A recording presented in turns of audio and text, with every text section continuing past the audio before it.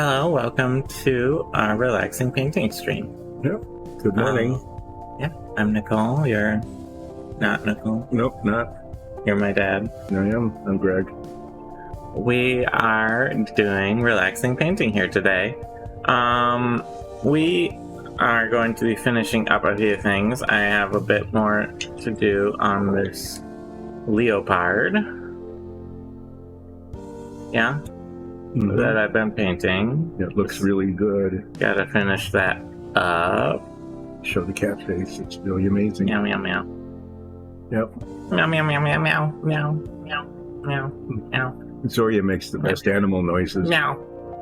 Meow. And I'm a wolf. druid, that's how I do it. Yeah. Meow, meow, Yeah. meow, meow, meow. And if you were a wolf, you would go. Bark, bark, bark, bark, bark, bark, bark, bark, bark. Yep. Like that. Yep. And if you were an elk, you would go. Ah. Huh? Ah. Yeah. It kind of looks like that.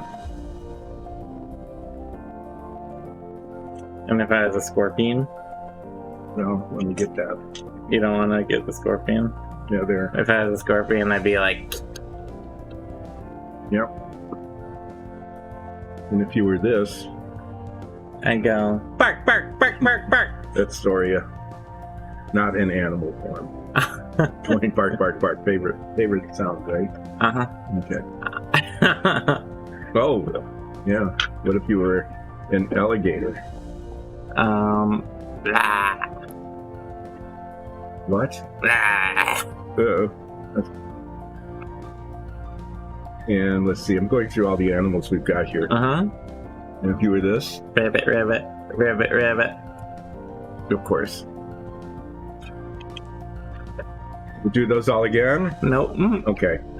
So, on the show, we paint a bunch of miniatures. Some of them, like this cat, we purchased because we are getting a resin printer but don't have it yet.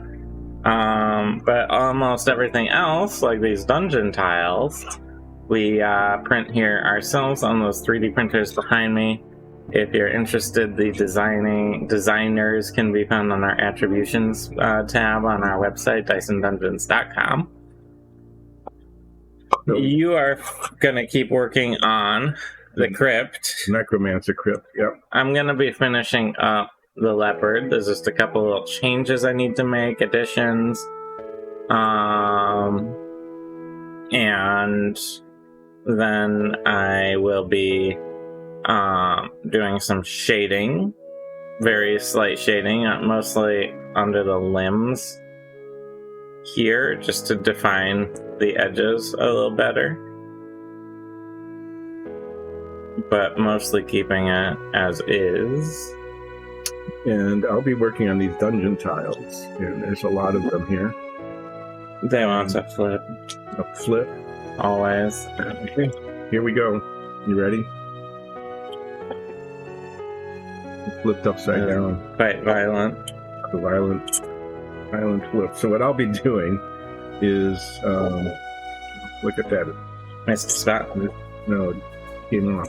Is I'm going to be painting an accent color on these brick walls. I'm going to be taking this brown paint and picking a couple, more or less at random, on each wall, and painting it brown color to just sort of liven it up. And I'll be using a smaller brush and painting them in one at a time, and then making sure that I get the same one on the other side so that it looks symmetric. So that's about it. I'll be doing that. Well, Nichole is finishing the Jaguar. Mm-hmm. He's done with that. A couple of other things today will be washing all of these with a black wash, the walls and the floors.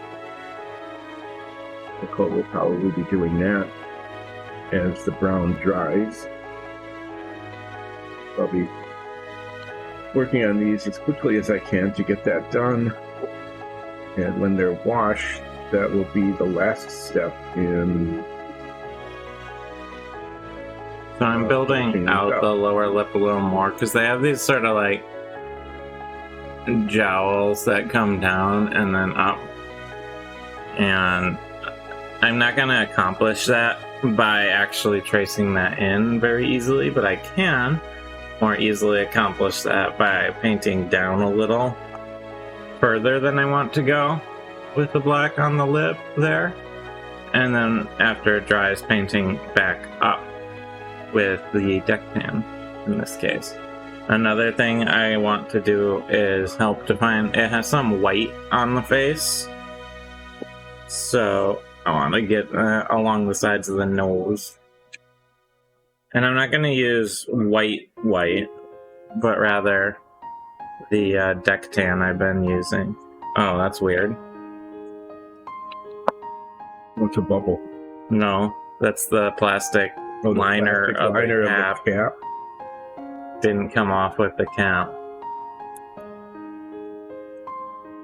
Now it did. Okay, that was weird. Yep. Haven't had that happen before.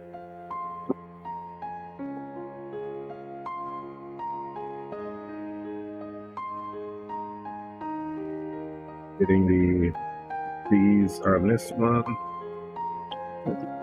Paint around to the other side. I'm just gonna do like maybe 2 on this one because there was a lot on the other side.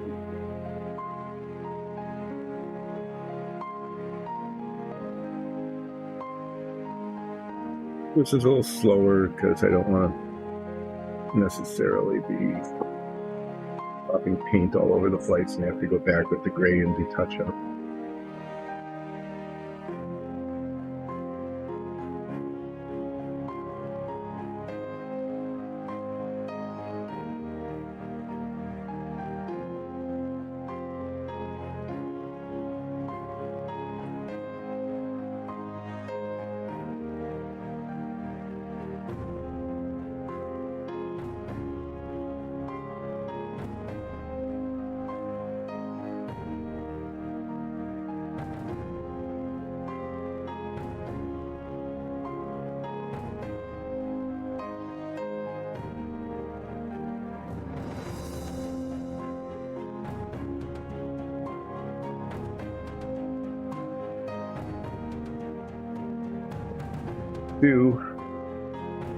And these same blocks on the other side.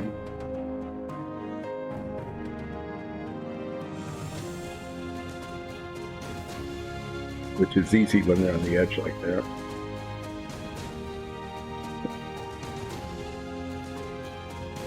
Paint up around the top side, it will be obvious. Yeah.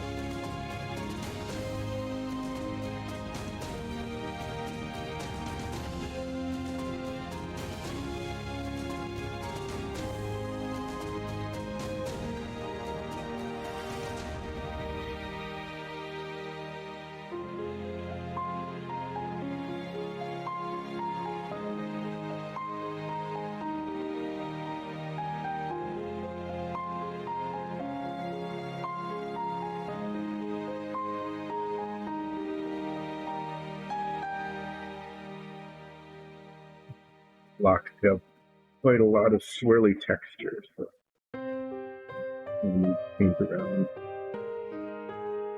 into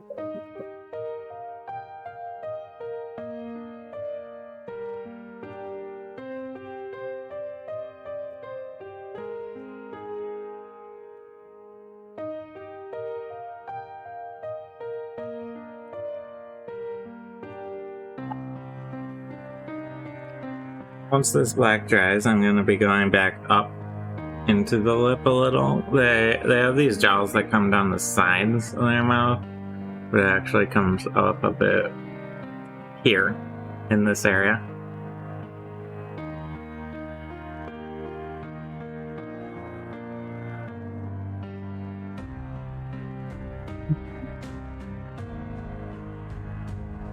All right. Drinking coffee.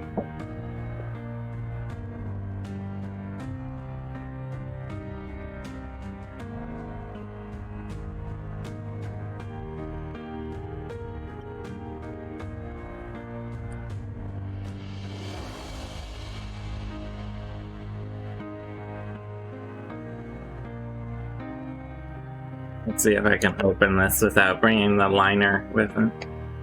Yep, okay. Guess it was a one-time event. Mm-hmm.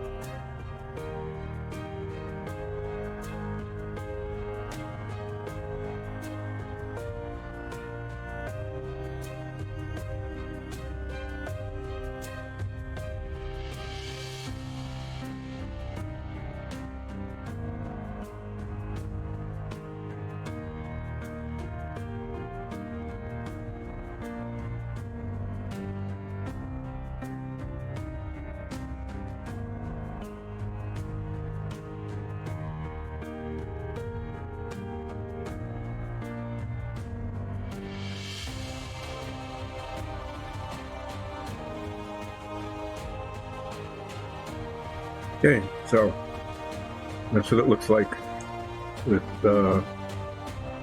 some brown bricks interspersed. So I'll do that on all the rest of them.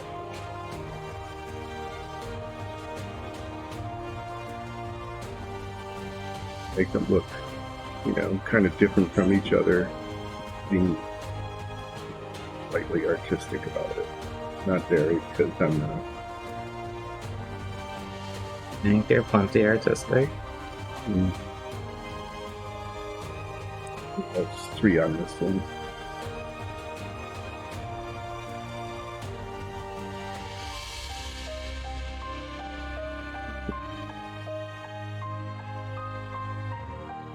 Better part of over a year now. Mm-hmm. When we first started, the first walls we did were red. Kind of a scarlet red with a black wash. Those are actually pretty cool. We haven't really used that much anymore. They were dwarf. If we go back up into the Dwarven Empire region, Yes, we probably will. because they built all their stuff out of red granite. Yeah. And we used a brighter red. It was kind of an experiment. How will this look? I don't know. It doesn't look good. But we did an experiment with a brighter red, and just a little bit of variation in color turned out to be a good idea. Anyway, so now we're doing it more traditional D&D thing with brown on gray. Which is, looks better, like, visually. It breaks it up more. You see it. You can see it better than it's just different shades of the same color. Alright, so I'm at the stage now where I think I'm going to do light shading. So how that will work is I'm going to take a black wash, which is a very thin paint. I'm going to get a very tiny amount of it on my smallest brush here. Ooh, small brush. And I'm going to be applying it mostly into cracks and crevices directly, and trying not to really spread it around over the bulk of my leopard. The areas where I might put it more directly are inside the ear holes. No. Ear cavities? Ear canal. Ear cups? Ear canal. The ear cups. Yeah. I'll probably get a little more in the ear cups to darken the insides there. Looking at the jaguar picture I have here, they don't have any black on the tips of their ears or anything like that, so I am not gonna mess with that. My main goal is going to be getting sort of the creases of the limbs. Because funnily enough, the camouflage they have is meant to try and break up their shape visually, but I still want you to be able to see their shape because it's a miniature. Right. So, by carefully copying the camouflage that they use, you have to sort of it'll work against it so that it's not as effective for the viewer as that the leopard would like it to be effective for competitors. Right.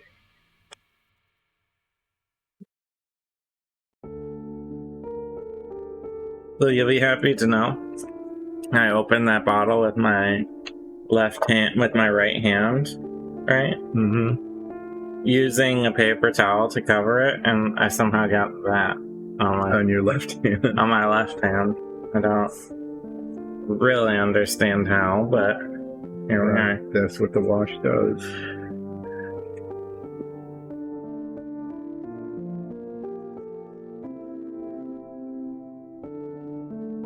So I'm soaking up a fair amount of wash because it just wants to, but then I'm actually getting most of it back off again. It's sort of a delicate balance of too much and enough.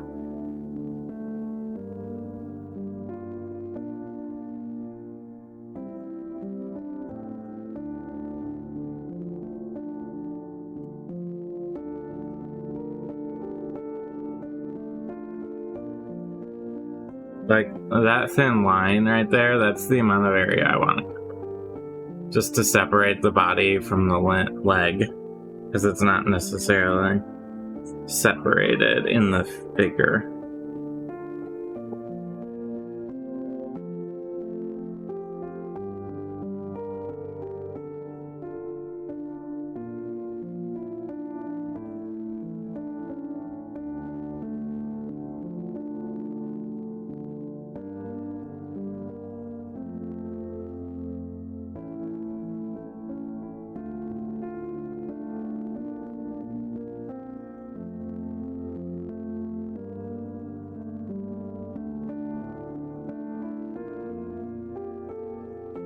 To create that tiny spacing and shadow. That's really all I want.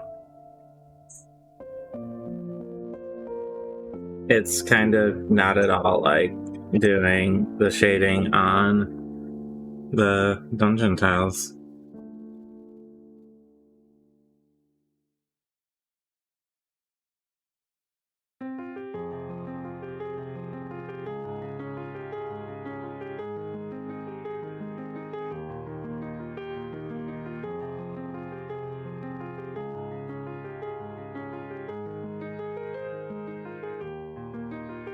So that's all I'm doing. You can see a little bit more of where those limbs are. It's very subtle, I hope.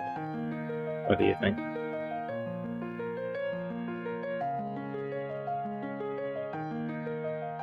Yeah, that worked nicely. Just Yeah, to it's not create- very much, but it's just enough so you can see. see what's happening. I marked the wrong block. And these arms are extended rather than put together. So other than a tiny bit on the back here, I'm probably not going to do anything.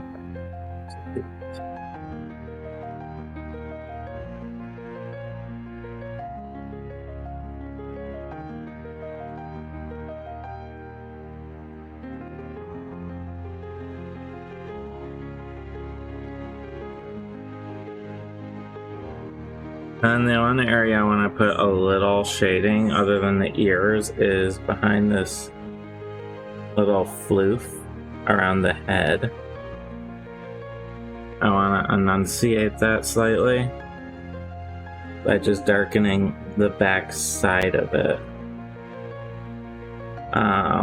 Generally speaking, when you have a miniature, some of the ear is missing a little bit of sand. I'll do that.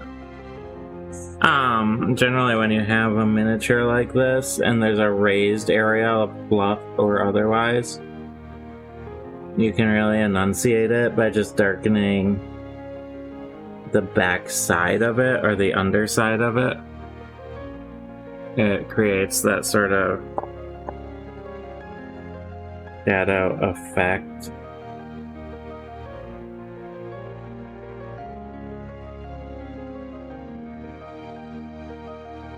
Your mind expects, so that sort of darkened area that I'm looking.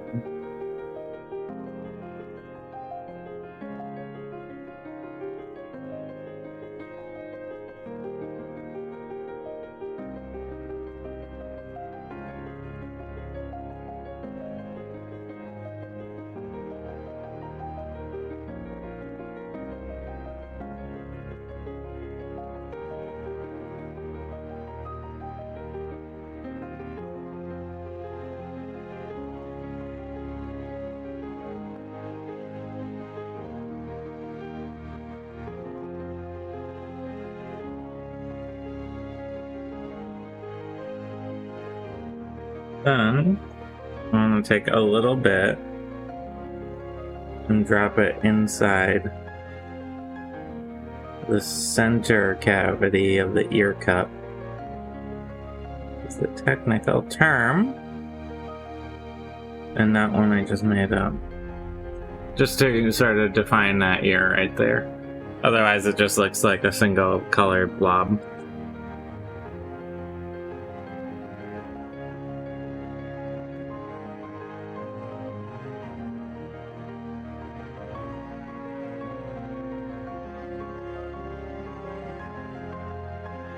But that's not too hard or not too bad either.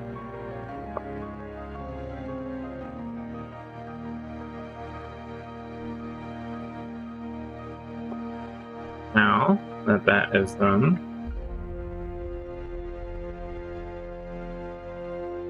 what I want to do is take the dark sand. There it is. This was the base color for my leopard here. And I just want a tiny bit, as little as possible, to patch up the spot on the ear I found, where the paint either missed it or it didn't take or whatever. And I can use that opportunity of having it to sort of parse back the shadow a little bit.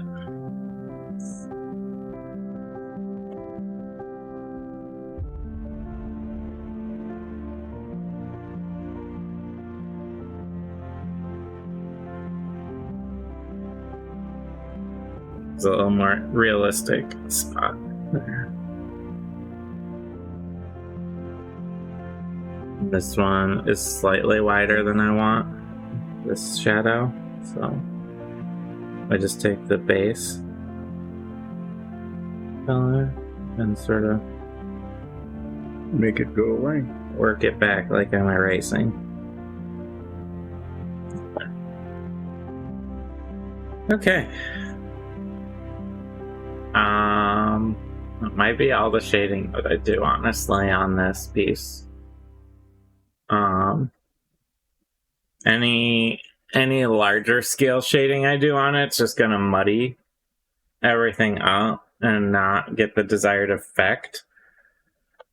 The key difference is this has a pattern where the elk is just like large swatches of fur color. So shading this piece entire, and it as much as I did the elk here, is just gonna lead to losing definition rather than gaining a realistic look. So I'm probably gonna call the leopard there. Do you give me leopard approval? I definitely give you leopard. Did this leopard earn its spots? Yes. I like the green eyes. You did a nice job with the little green eyes. Yeah.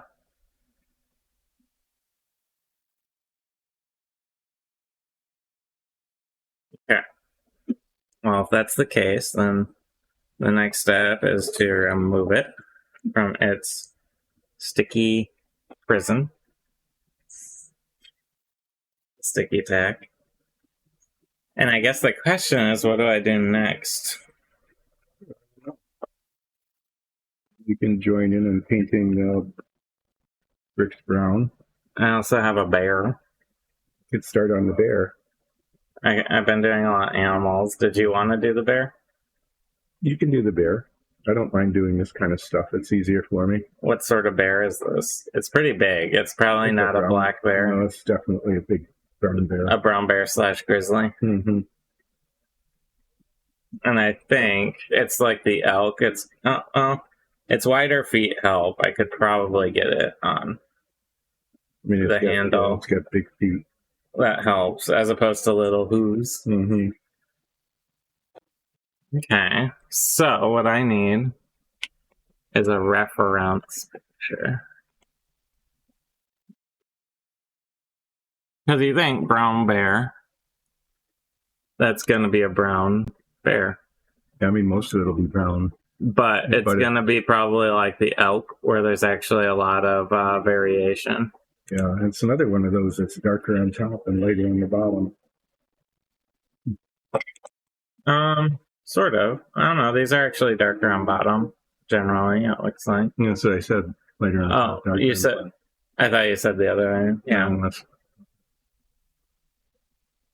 Probably because they're less hunters and more opportunistic feeders. Mm-hmm. They're a lot darker than I thought they would be. They are quite dark. Yeah. I'm just looking at different pictures of birds. Having never painted one of these either.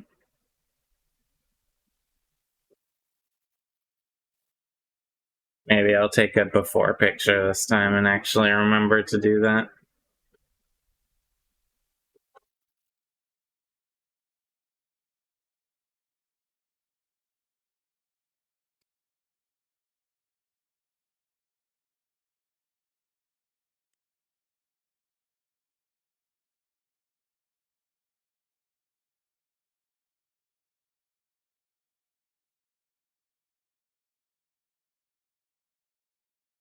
Camera does not want to focus on. There.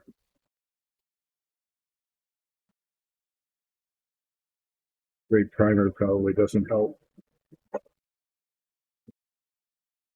Doesn't help your camera gray on gray.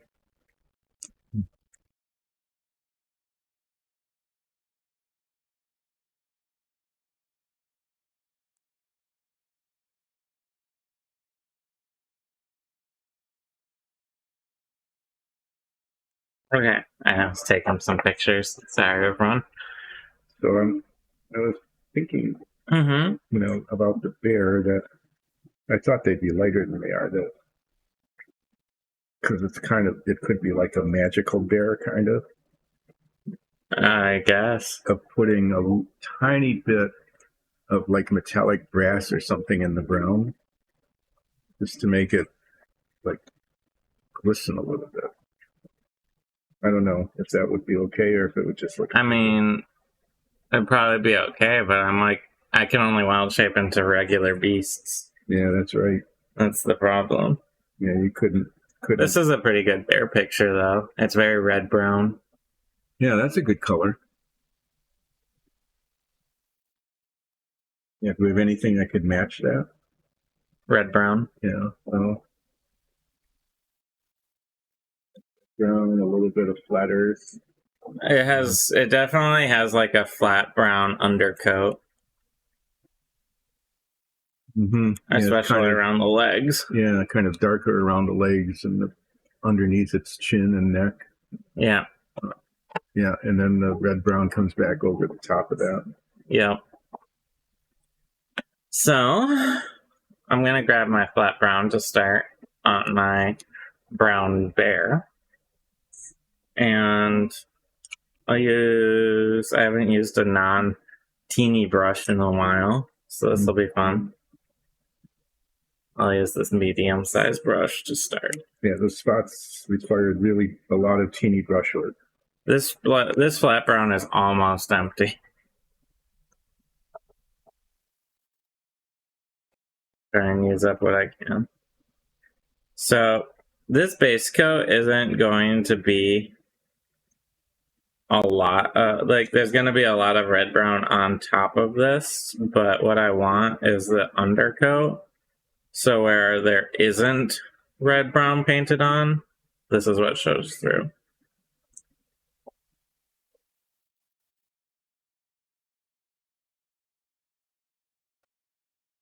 That is my current goal, and I just want to get this completely covered in this nice melted chocolate looking. Mm-hmm. Yeah, that's the color I'm using on these bricks too. Chocolate coating makes it go down easier. All right. It does. Every time I'm brushing the flat brown, it's just Princess Bride Miracle Max making those miracle pills. It's only one miracle pill. Yeah. making, but they've made them before, Well, yeah. so that's their process.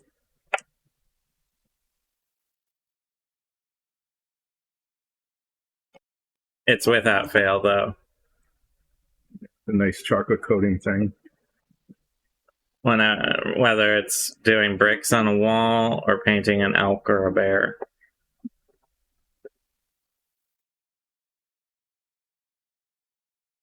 It's the glisten of the wet paint, I think, that sells it to me as melted chocolate. You know? Mm-hmm. That sort of liquidy glisten. Yeah, I mean, it has the same kind of luster as melted chocolate. Yeah.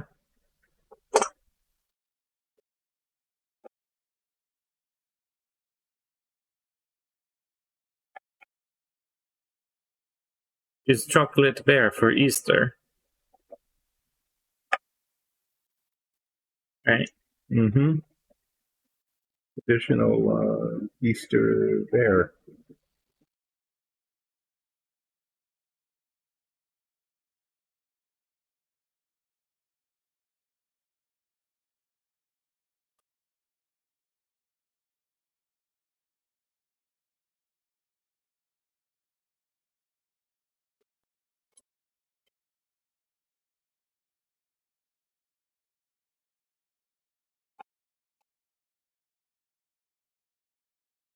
Really be slow on these today.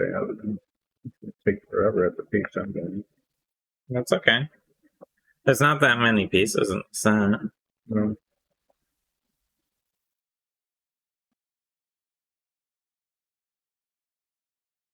When I'm done with these, I'll take over. take over and do the washing. Why don't you So paint the eagle? Golden eagle? I think the golden eagle. I was running that through. I think a bald eagle would be more distinct as an eagle because it has very distinctive pattern, but I like gold eagles more. Oops. You can't. Can you do flying things now? No, I can do swimming. So when you see an eagle, you want to see a golden eagle. That's why I was suggesting I get a shark model. Mm-hmm. Because I can become a reef shark technically, but I don't think it really has to match perfectly. Technically, I turn into a black bear, not a brown bear, right now. That's kind of funny. I got brown on my glove, and I got this like weird little brown splotch on the face too, because I've been holding the face, which is fine because I'm gonna paint almost everything brown right now, because a lot of it will get painted over, but I'm thinking flat earth for the nose and mouth. The nose is really light. It's almost like the buff color.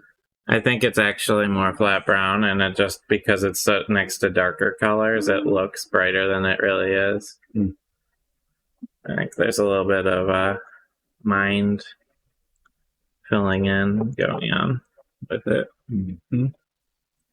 But it might need highlights to help sell it. But I think base coat wise, a flat earth.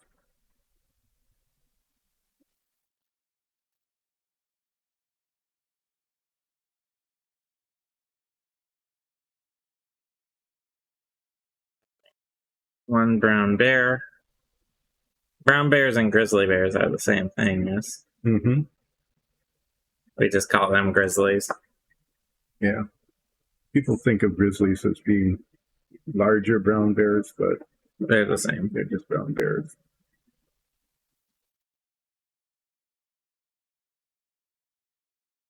Okay, so I need this guy to dry a bit before I can handle any part of him enough to do the rest of the bear.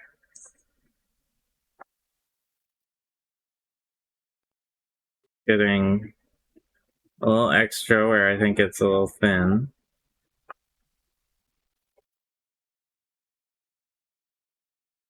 like wearing onesie pajama. Yeah,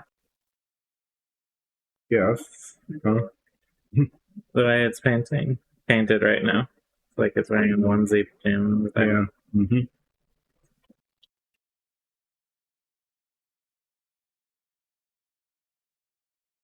Brown. Yeah. And this is just a nice, messy undercoat to get that color in. Alright. I am going to set the bear aside for the moment in order to let it dry. Because it's covered in wet brown paint right now, and I'm just going to make a mess if I touch it too much. So I'll be holding off for the moment on doing any more on this bear until it's dried pretty thoroughly. Do you want me to help with bricks? Sure. You've already got the color out already. Yeah. I'll use what I have of it in it. Mm-hmm. That glove's just gonna make a mess. Here, I'll take straight walls, I guess. Sure. So I'm gonna be helping out quick on the crypt here, and so that it's ready for priming. Washing. It's already been primed. Mm-hmm.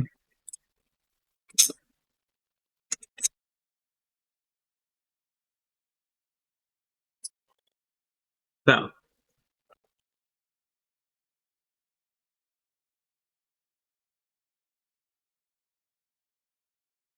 clean off my brush here.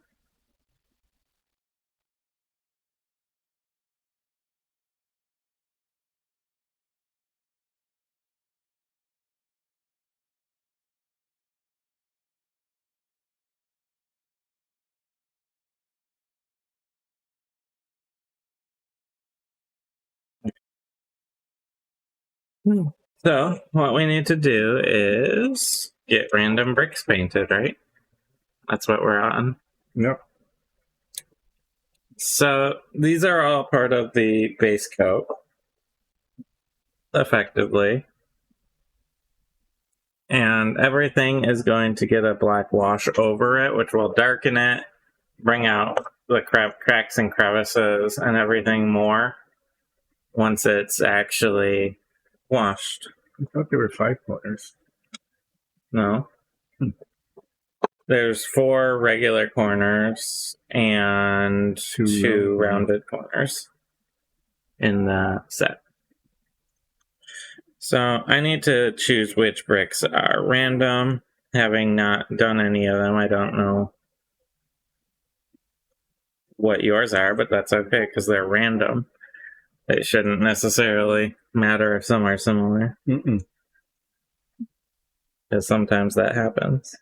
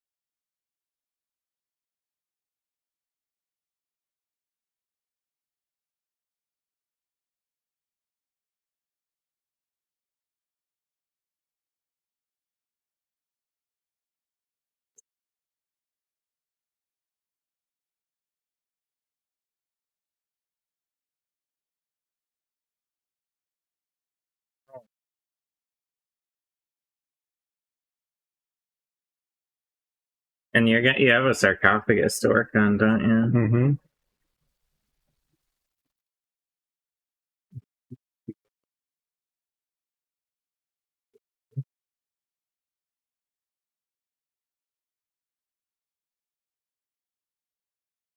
I am marking where the bricks are.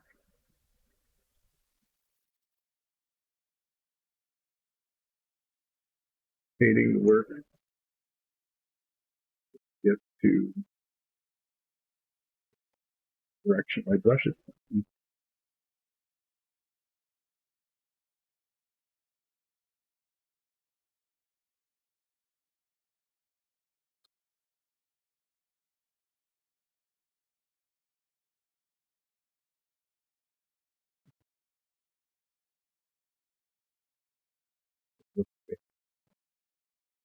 Put gray back over it.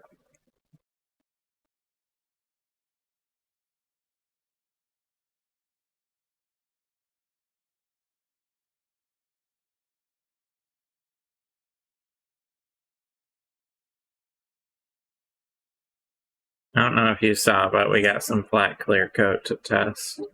Yeah, I saw that arise. Yeah. There's a spray can of it over there too that I bought ages ago. Yeah, down the bottom, the testers one. Oh, okay. Or I think no, it's the other one. Yeah, the Tamiya? testers one. Oh, okay. Yeah, the Tamiya has color spray.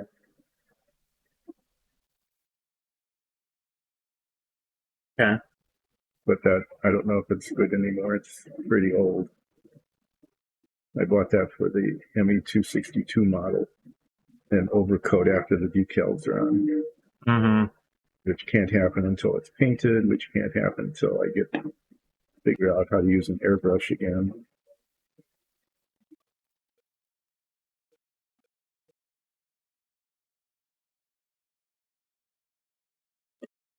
Got hair. Oh, this.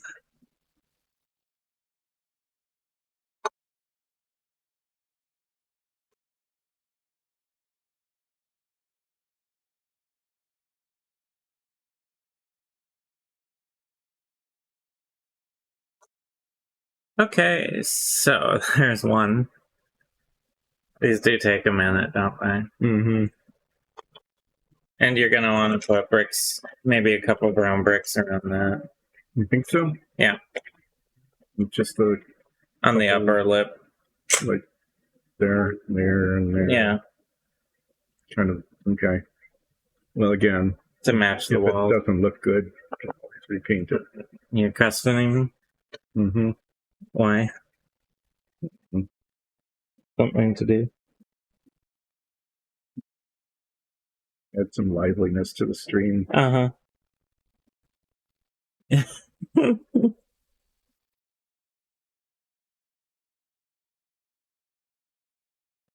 sort of controversy. Like, yeah. I don't know. I don't think the brown should go there. That's the extent of our controversy. That was it. I don't know. Let's see how it looks. We can always repaint it. Okay.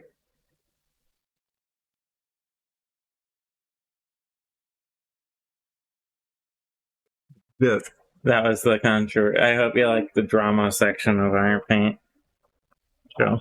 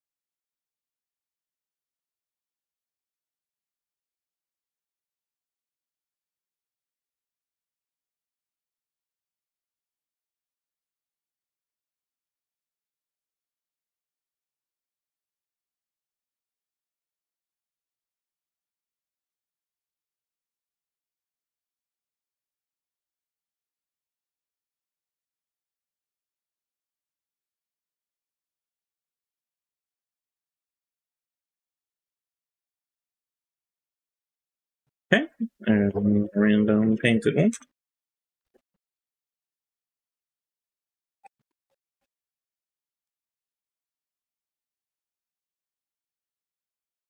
Let's see. We'll do that block, this one, and this one. Yeah, that sounds good.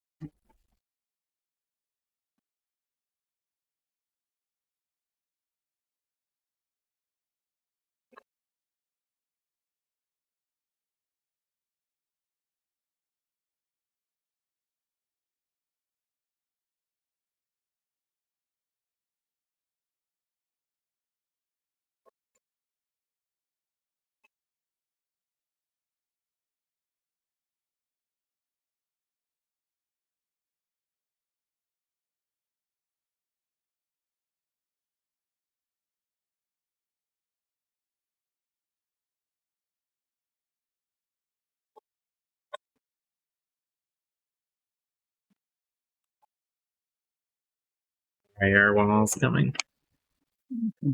Sure.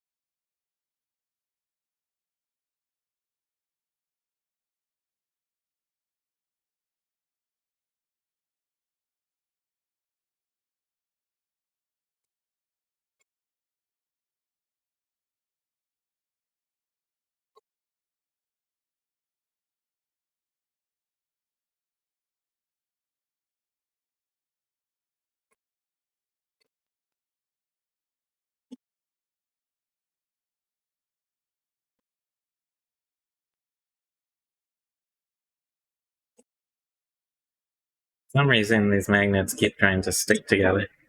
Yeah, just like all of our dungeon tiles are magnetized, so they lock together a bit without being stuck permanently together. Like some clip systems kind of do. Yeah, some of the clip systems are really hard to pull apart once you put them together. I mean, they'll hold them nice and tight, but then you're basically breaking the clips off. Yeah. We tried that at the first time we did dungeon tiles, was we used the clip system, and I mean, it held them together, but then when we wanted to rearrange it, or actually just even put it away. Yeah, that's kind of like, this is how it is now. Yep, needle nose pliers to pull little remnants of clips out. And then you need more clips. Yeah, it was a bit of a thing. Magnets, even though they're a little bit more expensive and labor intensive, they do the job really well. Really well, yeah. We've even been able to rearrange a dungeon. In a proprietary right in the middle of a. Oh yeah. In the middle of a battle, twice. Yeah, having dungeons reconfigured itself mid-fight. That was pretty intense. The first time, especially when everything suddenly shifted. Yeah, someone called it a mimic dungeon. It was almost like that.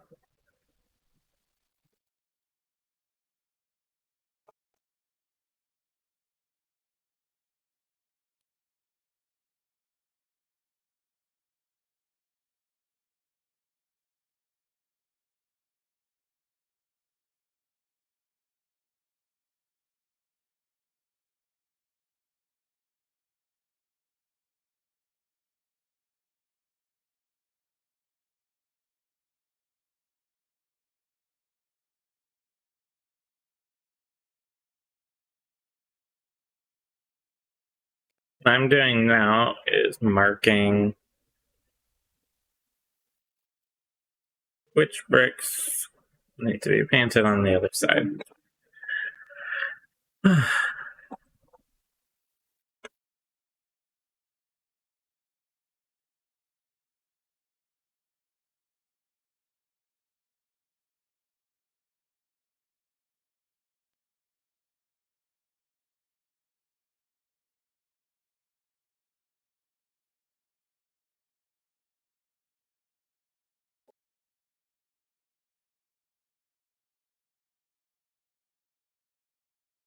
So how long is it supposed to be all wet and rainy for?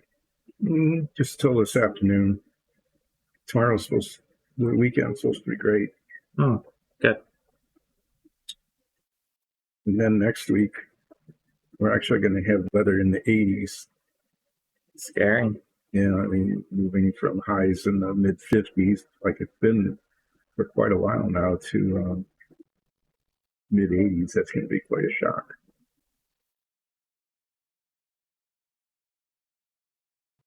So it'll feel a little bit different when it's 85 out than when it's 45.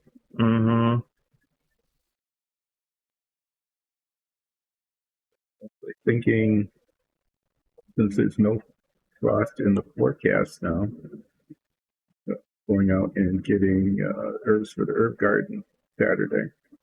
Okay. I can't come along. No, you can't because of allergies. Allergies to potting soil. You get into a greenhouse and suffocate. Yeah, really hard time.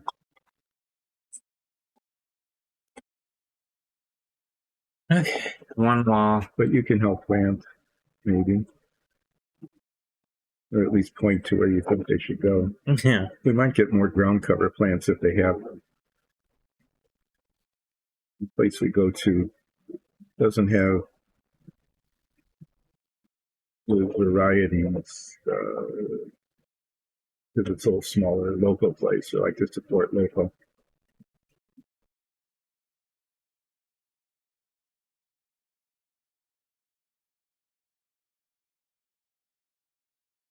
I can plant. We have these wildflower seeds. I got a packet of those last fall. Mm-hmm. Plant those somewhere. See what grows. Yeah, it's officially it's actually starting to seem like spring. Yeah. Means we probably have one more snowstorm. Yeah. Right. We have had snow in the middle of May. I mean, we could go from 80 to 20. Okay, got those done. Now I'm going to do this is the double doorway.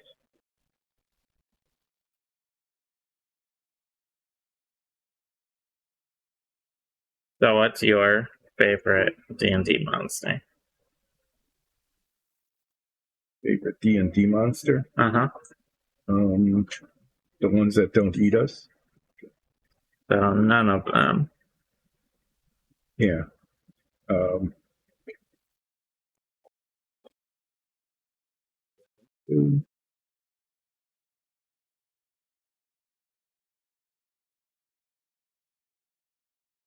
Or just in general. You know, that big fungus monster. The big fungal tree? Yeah, that you created and then became a part of a pretty nasty battle. Yeah. That was really interesting. That was a good fight. Mm-hmm. Yeah, I mean, we didn't even know particularly if we were having any effect about it or not. And its attacks were unpleasant. Mm-hmm.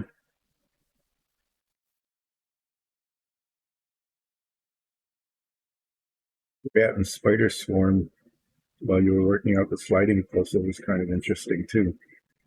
I mean, not so much for you. No, that was very intense for me though, because I felt like the longer I took, the more likely nines would be dead. Nines would be dead. But you were the only one who actually got really beat up in that, which was. Well, I burnt all my healing spells on you guys early on. Mm-hmm. Yeah, the rats and the spiders, I mean, there were a lot of them, but they weren't terribly deadly. But then this one thing came out. I don't remember exactly what it was. But it was like a zombie fungus plant exploder thing. Yeah, that one hurt. Yeah, didn't it knock me unconscious? Yeah, it did. Which was a really bad thing because you were doing the puzzle. Yeah.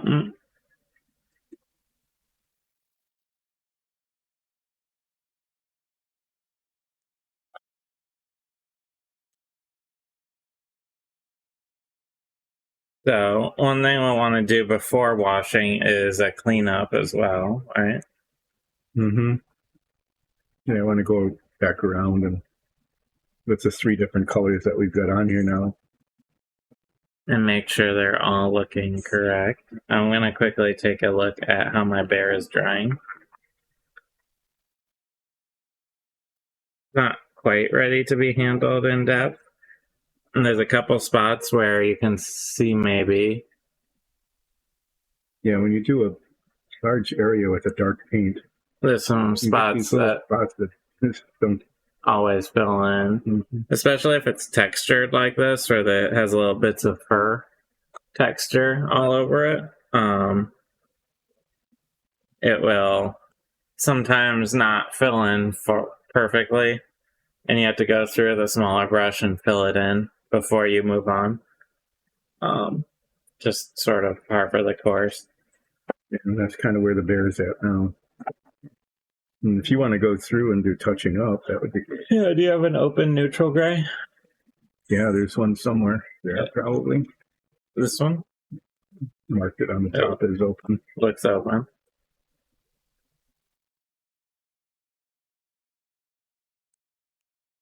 You don't need a huge brush for touching up unless there's a giant mistake and it needs to be repainted. So I'll just use the smaller brush here. All right. So in preparation for shading, what I want to do is go through each one of these pieces that is otherwise ready to be washed. I'm going to go through neutral gray first. And what I'm looking for are any areas where maybe paint splotched off and needs to be retouched, or it never got fully painted and there's like a little primer showing. Where the brown splatted over too much on an adjacent. Which happens. But there's going to be a lot filled in with the black wash as well, so.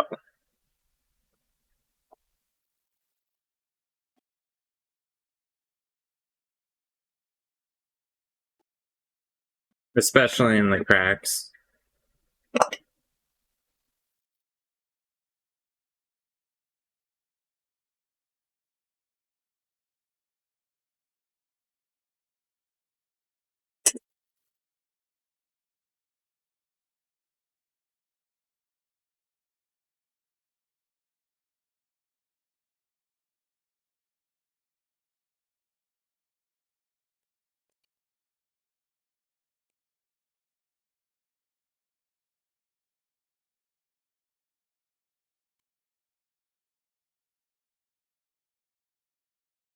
And mostly I'm looking for particularly problematic areas when I do this.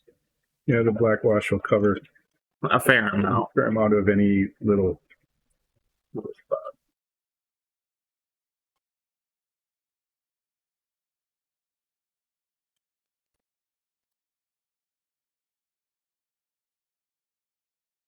Like here on this wall I did, there's this spot right there.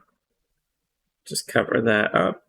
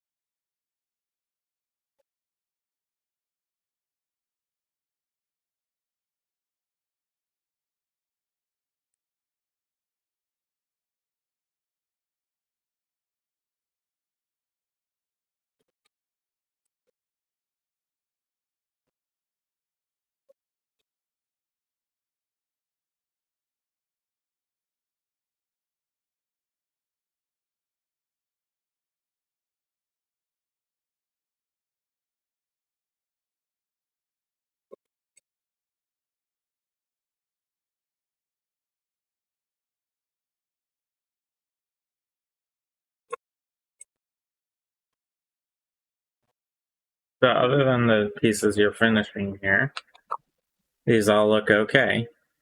Great. I'm just doing a quick survey on the dark gray floors. So like this one, I don't know, has this little glossy spot. Yeah, I would throw some paint on that. Just to cover it. Just in case. Yeah, not sure why it's glossy like that. Might not have been fully primed, might not have been, who knows.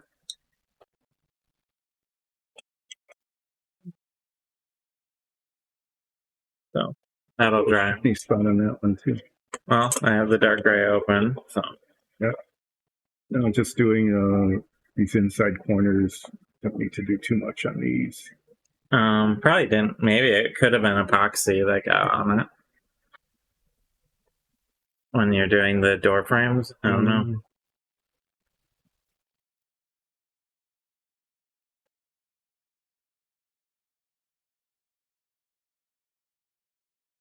Alright, so. Closed right, there we go.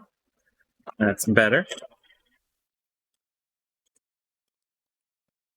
These are all set for wash, I believe, once they're dry enough.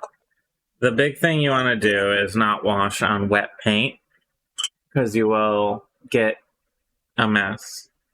Because it will mix rather than go over the top of it. Yeah. Mm-hmm. And then you'll just have a muddy mess Mm-hmm. that won't show the kind of effect that you're looking for at all. But when I wash, I will be using my big old brush. And the glove. And a glove. That's important. The glove. Yeah, it gets pretty much everywhere, doesn't it? Yeah.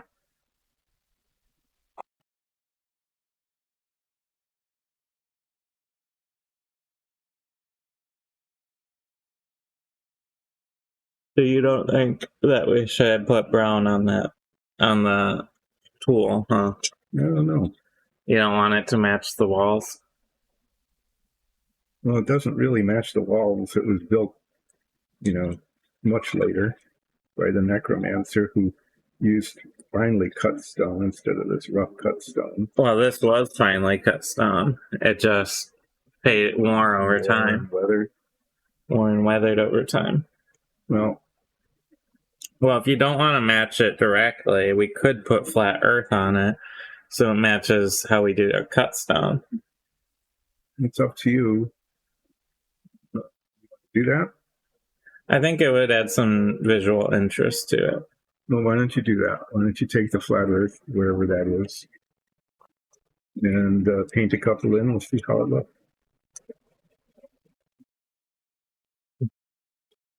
That down.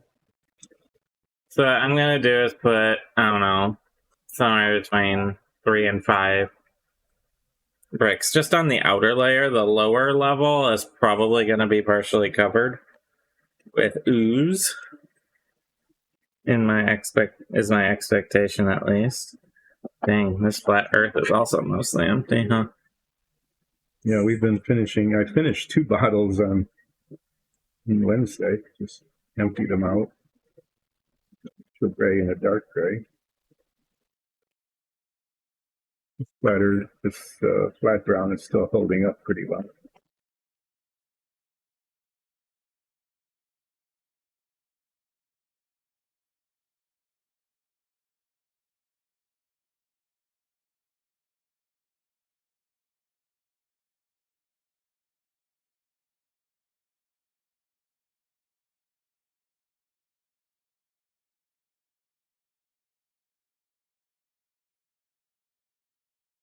Yeah, but it just seemed like we've been a little bit more careful about using the ones that are already open rather than opening new ones. Contributed to the using up of a paint. Mm-hmm. I'm just doing the tops right now. I'm not gonna go down the sides yet until I get your approval. My approval. Yep. Mm-hmm.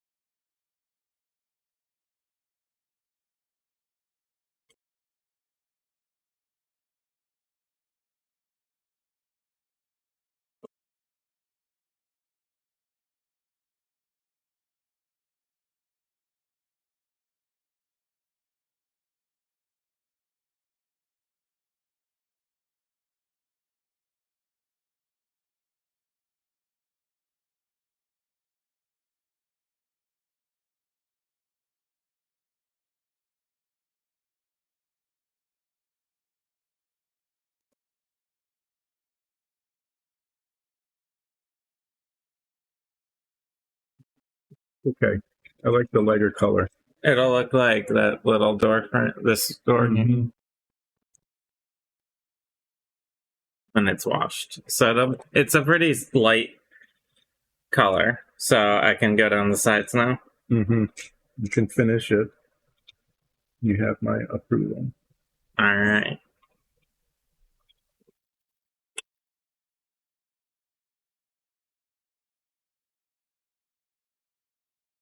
We're a team, so I want to make sure you're on board with any choices.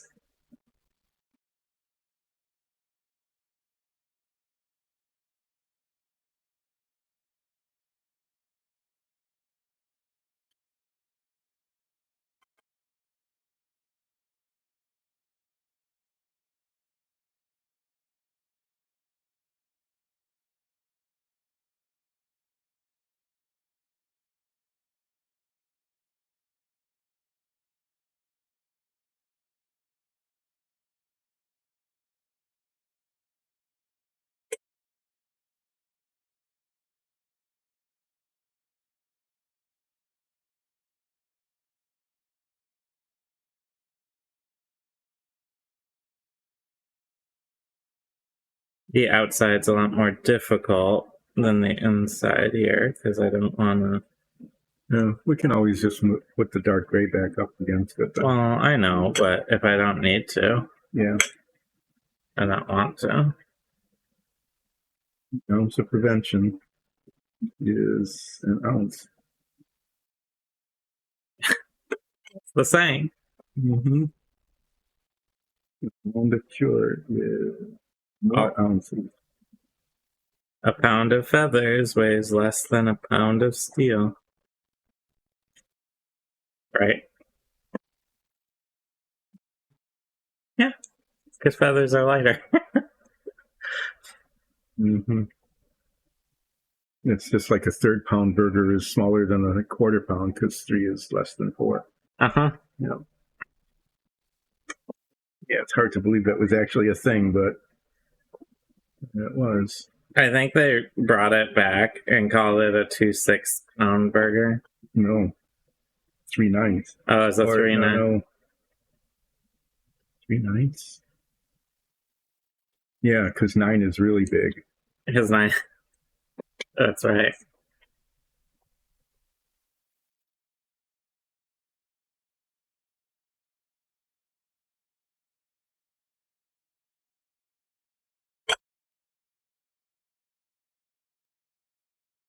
They grossly overestimated the math abilities of the general population, apparently. Right? Yeah, way overestimated. It's like 3rd grade fractions or something. Yeah. Well, I mean, and you're just like, you're generally not thinking about it either, though. If you're like, I'm hungry and I want to get a burger, right? You're not going to be like, time to do math. Well, it's not that complicated. No.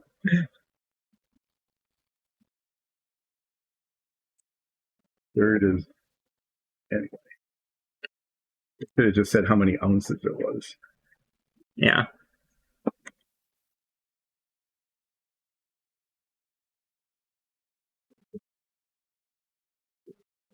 These 16ths, that would have really confusing.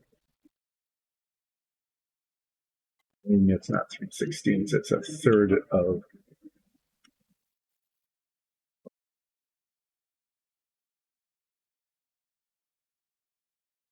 He doesn't go into 16. Math numbers. Mm-hmm. So, what do you think? That's good.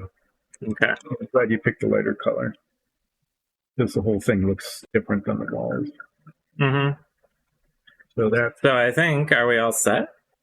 I mean, you just need to wait for the brown to dry. It's still. Yeah, you don't want to. Why don't you grab an eagle? Why don't you paint an eagle? No, I was going to paint the crypt.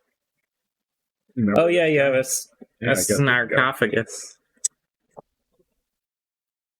Right. Yep. We decided that the suit of armor was gold armor.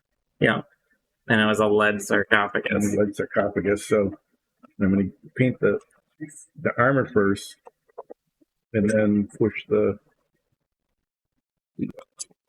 dull aluminum, which is leady, up against it around the outside.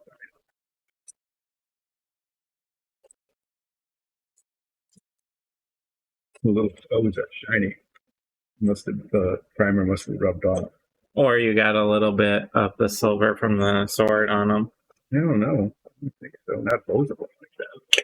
That's weird anyway. So yeah, I'm going to get the polished gold, I guess. There it is. Don't use that very much, So, unfortunately. Well, there's not much gold stuff. We haven't run into a lot of solid gold statues. No, we haven't been hanging out in this places, I guess. Well, we're in the Republic now, so. Yeah, that's right. It's all full of dragons and their hordes of stuff. They're not actual dragons. They call themselves dragon families because they like to pretend they're wealthy as dragons. I see. So they're not really dragonkin? No. Hmm. They're like dwarves and halflings and humans and stuff. Hmm. They just call themselves that for posturing. Well, then that's pretty destructive. Mm-hmm.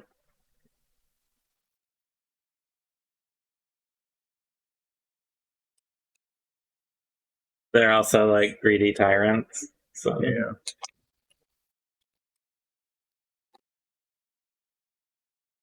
And I think it's some people said that they were like red dragons. In Drogmara, we're in the Republic. Yeah. In Glindring. Yeah, that's right. That's a different country. A totally different place that we're not at. Nope. Okay. But we do have a deed for property in Drogmara that we found. Yeah, I hope it's good. Oh, we'll find out, right? Mm-hmm. This is very goldy and very shiny. I'm just giving these a minute to dry. Yeah, that's pretty cool. I think a solid gold, or not solid probably, but a gold suit of armor will really stand out. Yeah. I need second coats on some places that kind of... It's a little thinner. No, yeah, and the brush moves it around a lot. Yeah, because it's sort of wet. Mm-hmm. It's very lustrous, though. They did a good job. Yeah, they did. It's certainly different than the brass, so they did a good job at that. I think some of these are dry enough for me to start. So, this is going to be a mess, but I'm going to be getting all of these dungeon tiles darkened up. Right now they're very... You can tell it's a dungeon tile, but it's very flat and kind of single-colory vibe. Monocolor. Monochromatic. That's a good word. Mm-hmm. So... People have used that word to describe things that are just one color. Makes sense. Mm-hmm.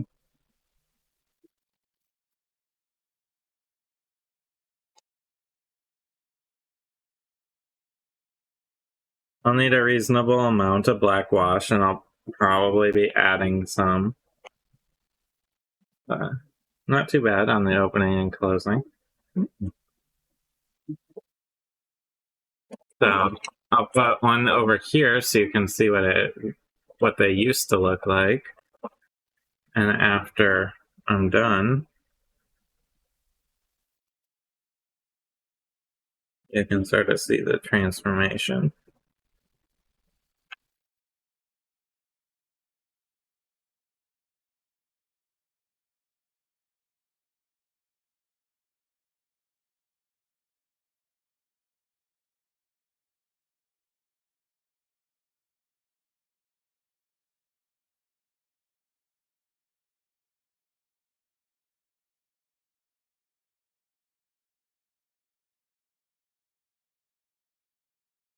So that's sort of where we came from and where we're going. It's pretty stark. And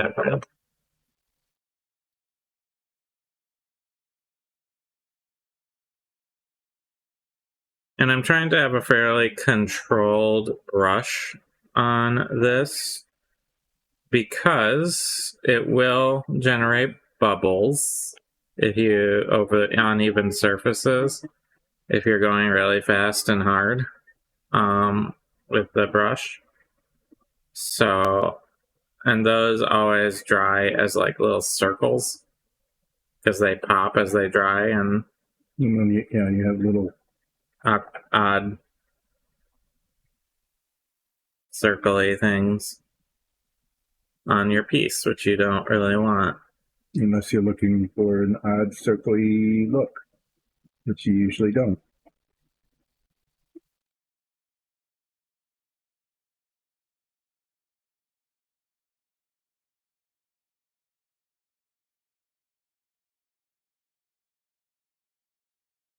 Awkward little spots on this suit of armor.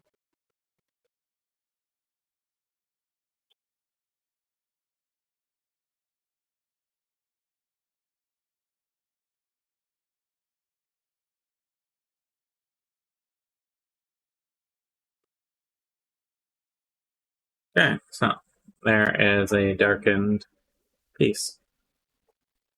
Just gotta set it up and out of the way because there's a lot of bottles here. All right, on to the next corner. So I like to go through the larger pieces first, get them out of the way. Like the corners and the door frames, things like that. But I also have to consider which ones are the least dry.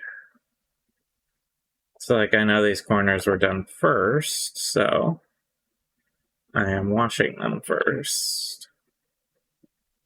That seems like a safe bet.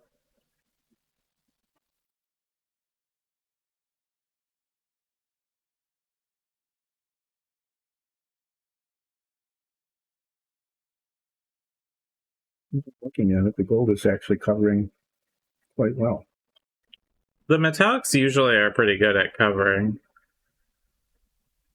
You know, intentionally painting down onto the surface of the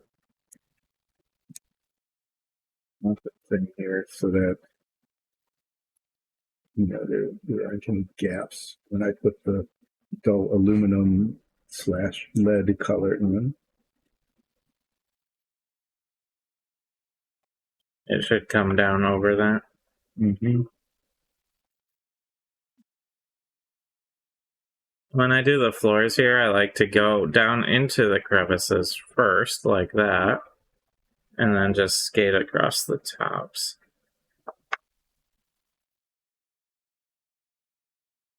Make sure that they have proper coverage.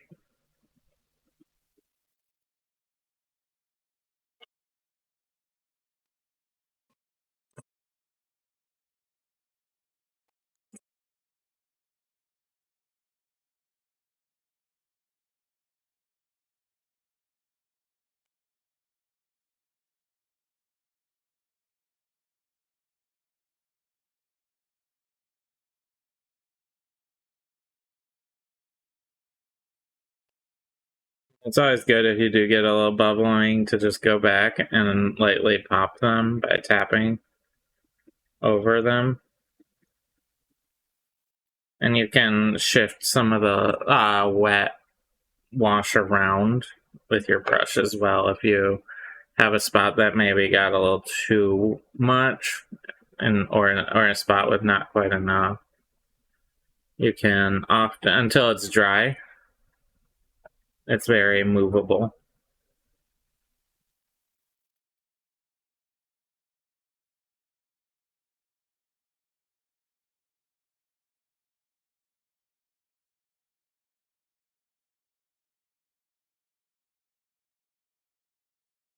Not only does this darken everything, but it also introduces a lot of inconsistencies. You can get a similar effect by dry brushing, but I find this method fills in the cracks darker and everything because it sinks into them and creates a more dynamic look than a dry brush, which just sort of skates along the top mostly and adds a texture effect. You know what I mean? Mm-hmm. Yeah, this has worked really well for us. It's a little messier. I will not argue that. But I like the result.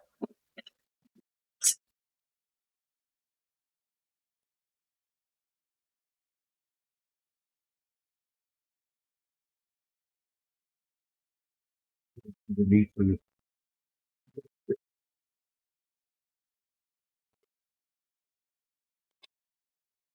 There's a lot of little crevices in that armor. Mm-hmm. Yeah.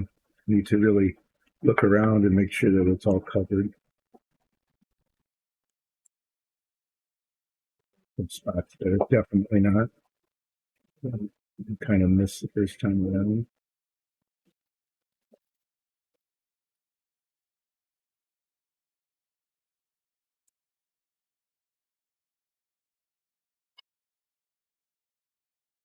There, that looks pretty shiny. Looks like it covered pretty well. There's little variations, but it's mainly variations that you get from different reflections. Mm-hmm.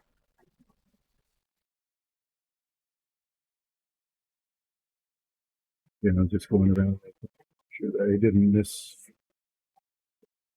big spots. Yeah, it's always important for me to make sure I didn't miss an entire wall. When you're doing this many, you can sometimes lose track of what side have you done. I turned this one over Enough. because he turned over so many.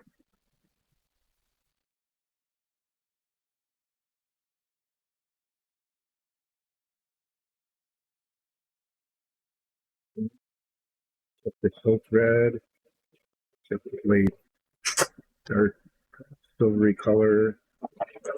You think we're going to do some highlighting on the armor, like in creases and things? Maybe. With maybe an umber wash, or even like a brass color. Brass or silver as like fittings. Mm-hmm. I guess I think I'm going to just do a little experiment here. Since it's a tiny bit of gold left that's not dried out. We might put a tiny amount of black wash on it and then wipe away the upper surfaces so that it like creates the shadows. Yeah, I'm going to take what's left of the gold and put a splotch on this paper. And then what we can do is we can see like the brass, which is also a yellowish metal, how much it will show. Yeah, and if it shows, that might be kind of a nice thing to do in the joints of the armor. Mm-hmm.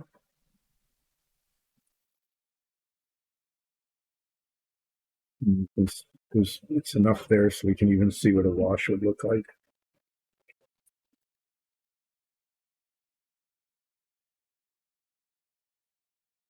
Okay. So there's a gold splotch that we can use for experimentation later.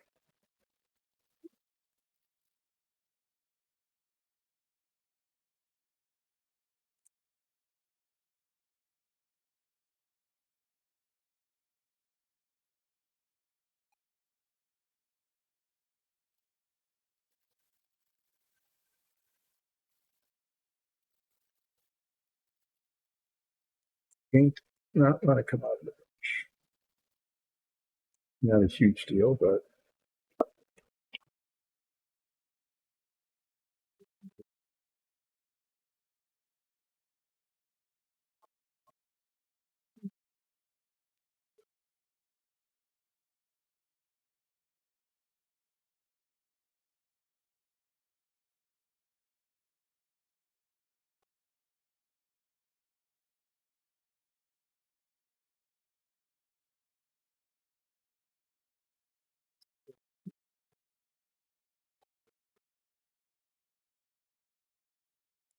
painting this whole thing dull aluminum, and while I'm waiting for the gold to dry, which won't take very long, I can use a larger brush and paint the sides. You'll probably need to speak a little louder.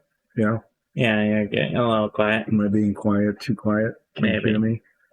Whoa, that's really shiny on the camera. Wow. Oh, that gold? Yeah, that really pops. So I'm painting the rest of this dull aluminum to make it look kind of like lead. There's a lot of relief on it. You can even see just with the primer, which is kind of going to disappear. And we'll have to decide then whether we want to highlight it, like with a little bit of black wash. Have it be more like an inlay with a brass or what? You know, we have a lot of options. Yeah. I mean, painting that all in as detail would take quite a lot of time, but I'm sure it would look good. On the other hand, you know, you could just paint it all lead and then use either a black wash or even a dark shiny thing like steel or something to light parts. Anyway, it's going to be dull aluminum for now. The Metallic Cottage. And I'm just going to paint the sides, and then the gold will be dry by then, and then I'll use the smaller brush and fill in around the edges of the gold armor. And then it will really stand out when it's well defined. Mm-hmm.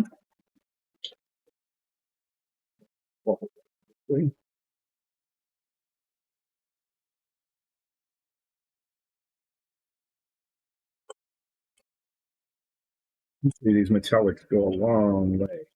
Yes, they do. Even from the bottle cap, you can see that I'm going to be able to Cover a large portion. Like half of the large, like one whole half side here,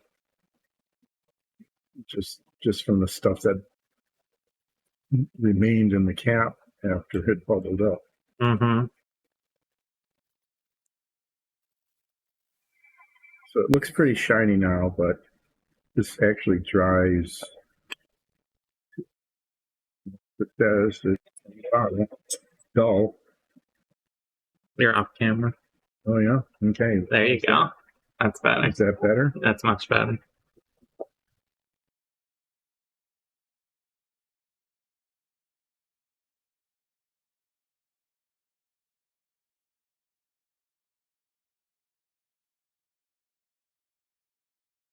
Up to about here without getting into too much trouble. And so I will.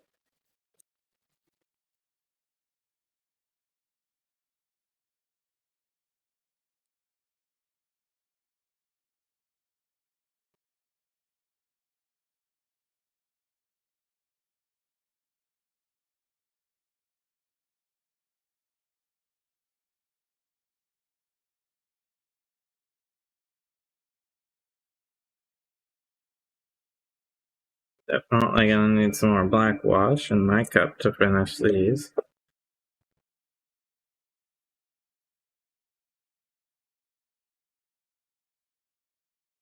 think I have enough to finish this one. Yeah. And like, No, there's still a fair amount of wall left there, isn't there? yeah.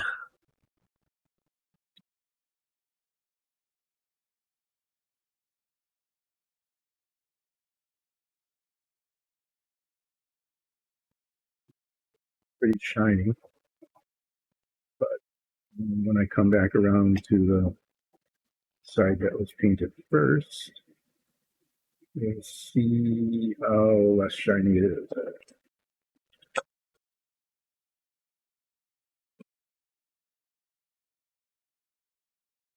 Really it really brings out the relief even more than it was before. It does, yeah. Yeah. That's nice. Yeah, it gives us something to work with.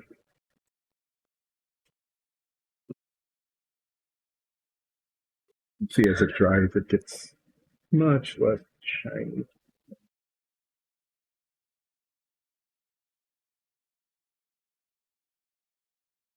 Go around this one time, make sure that it's covered. Take a little brush and paint up to the gold armor, hopefully without messing it up.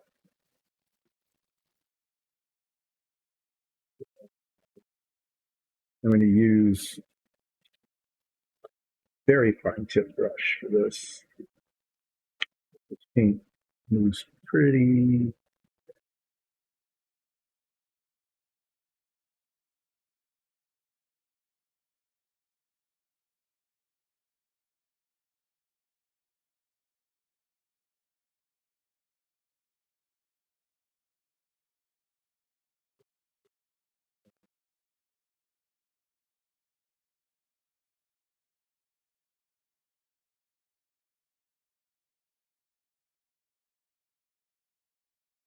Gold is so shiny. I definitely want.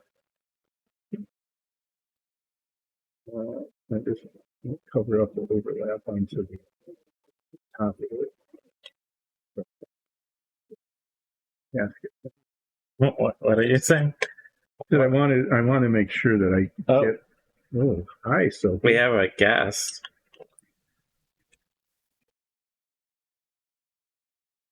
This is an unexpected visitation. Look at who it is. Oh, that's Sophie. Hi, Sophie. Did you come to say hello? How'd you get down here? I'll go take her up. Yeah, somebody left the gate open. Come on.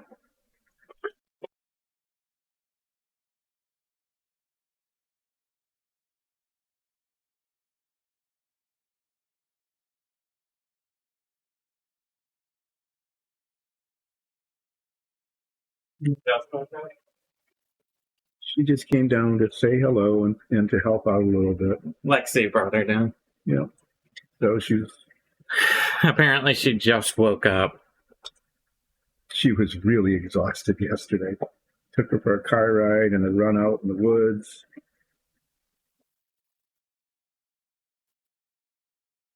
And then Hi, Sophie. On the way back, while we were riding back, decided that jumping onto my lap and basically going comatose, she was really that tired, was the thing to do. Mm-hmm.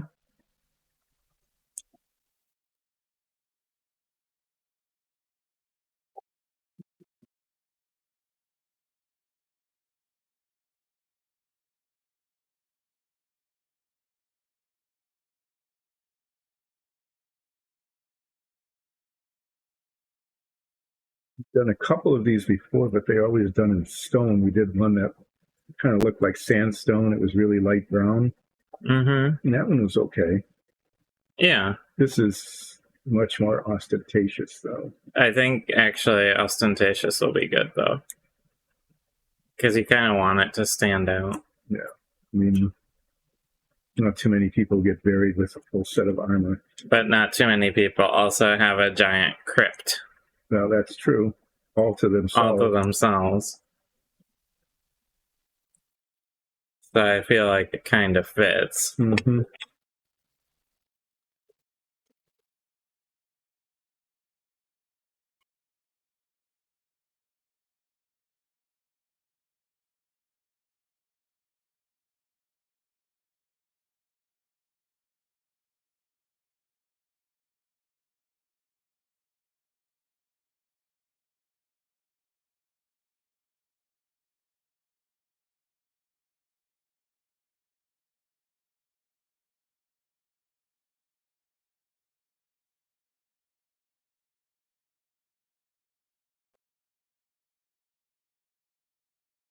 So, once I'm done with this, I'll probably go back to my bear until the pool dries, and then I'll be doing a pool thing. Oh, yeah, that'll be good to see. That'd be good if we could get that done today. The pool, at least the first coat, with the swirls and stuff in it, really an amazing accent piece for this particular dungeon. I think we'll have time. Mm-hmm. We should. What is it now? It's only going about noon, so we're getting on to our 2-hour mark here. Yeah, I usually like to take a break around then. Yeah, a short break.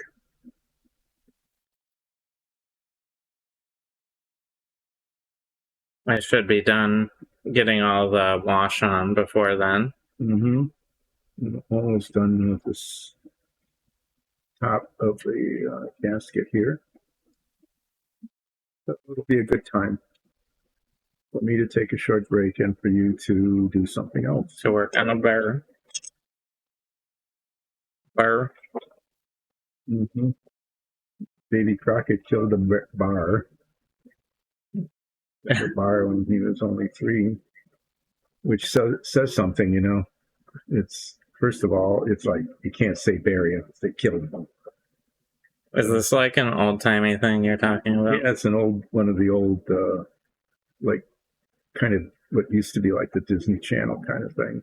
Mm-hmm. With, like, I'm sure no problematic depictions of anyone in it. No, I mean, there were all these you know, Western hero kinds of things, like Davy Crockett and Daniel Boone. And, Yeah. mm-hmm. Back in, like, what, the 50s? Yeah, the 50s and early 60s, when Westerns were on all the time, and like The Rifleman and Gunsmoke. You know, and every episode ended with a killing, without fail. That's how you resolved everything, is that somebody was killed. Speaking of Westerns. It was always somber. It's, oh no, it's too bad that had to happen, but they were bad. Speaking of Westerns, we do have a Western-themed one-shot coming up. Yeah, is that going to show sometime soon? It's, I think, next weekend. Like 15th or 14th or something like that. Yeah, I'm actually really looking forward to seeing that, because I've heard so much about it. That was done while I was gone. On your anniversary. Yeah, with Gretchen to a fabulous resort in Hawaii, celebrating our 50th anniversary. And so they celebrated our absence by doing a one-shot without me. Mm-hmm. Yeah. And what was that about? You want to give us a little hint? Oh, where it's the Wild West. It's rootin' and tootin', I know. It's rootin' and tootin'. It's the Wild West, but instead of people, it's just animals. Mm-hmm. So, like, regular animals, like mice and horses and all those sorts of things. Dogs? Oh, there was a lot of prairie dogs. But everything is sized still for people, even though people don't exist. And everything is still built for people. So, a gun for the horse is much smaller than the gun for the mouse, for example. Relatively. Relative to the animal. To the animal. Yeah. I mean, the guns... And it's best to not ask how anything works. Mm-hmm. I have seen a picture of the horse. Uh-huh. And it's really best not to even think about, much less ask, how it mechanically possibly work. But, you know, so there's bad people and good people. Or white hats and black hats, right? That's the Western. Yeah, that's pretty racist, isn't it? No, I thought it was the color of the hat that they wore. Oh, yeah. Like the good guys always had like a white hat. That was at first, but then did it change to like a racist thing? No, it's. I never watched that many Westerns. So. It just started changing so that the sort of good guys actually wore black hats, like Paladin. And have gun will travel. Did it? Yeah. Yeah, there was they got away from just the stereotypic hat color thing. John Wayne sort of, or, right? Yeah, whatever.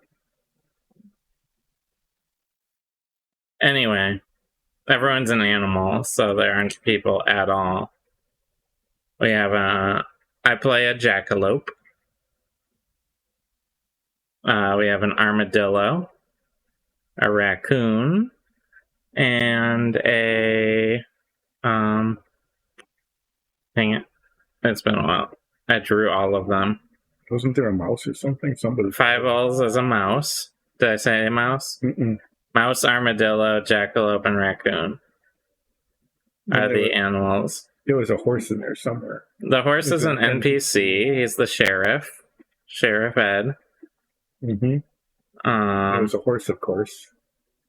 He has his deputy Mortimer, who's a desert tortoise.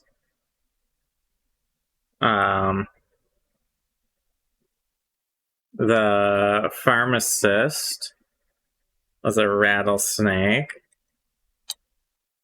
But the baddies are the Hairy Prairie Boys.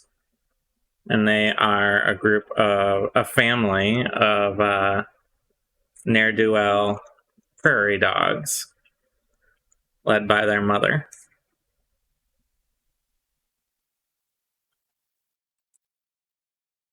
Meanwhile, right? Yep.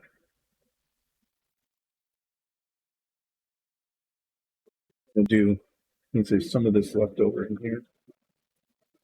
I'll make a blot of this color as well, so we can play with different highlighting things. Dull aluminum. We're going to try different ways of highlighting making them look fancy. Highlighting the relief on the side of the casket.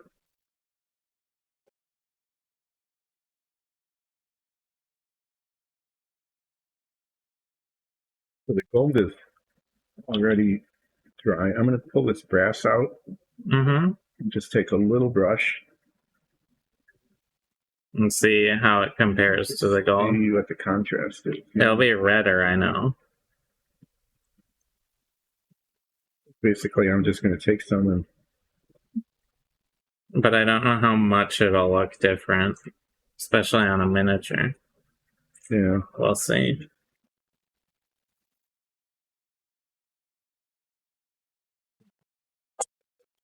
That's like we would do on the gold. The edges, the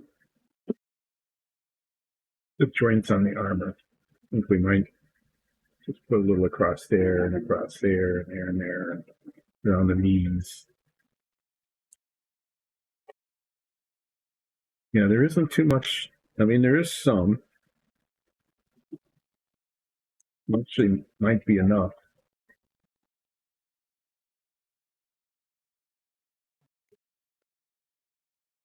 Let it dry and then we'll see. The other alternative is to use a little bit of umber wash. Is that this?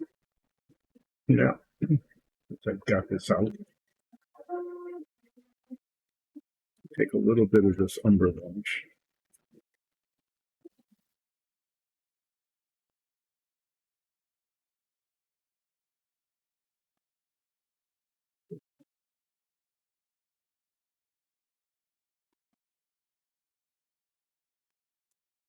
Almost through all my washing. I'll need a little extra though, because the pool is on the larger side, even if I don't do the center of the pool. And I'm almost out over here. Just brush that across the gold.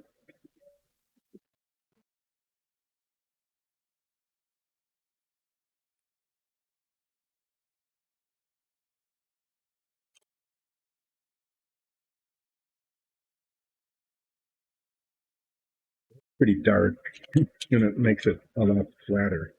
We'll let that dry and we'll see how that looks too. You definitely would have to be very little bits of that, I think.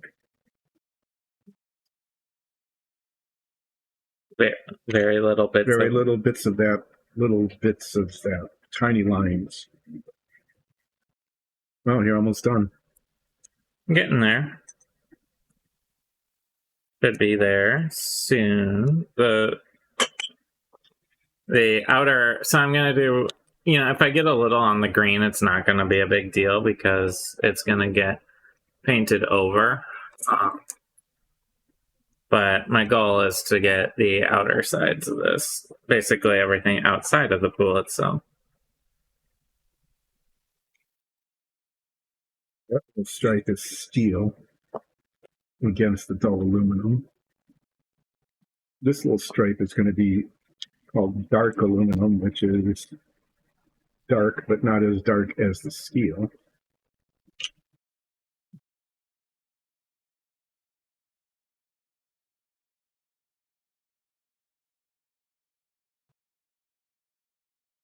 That has a much better effect.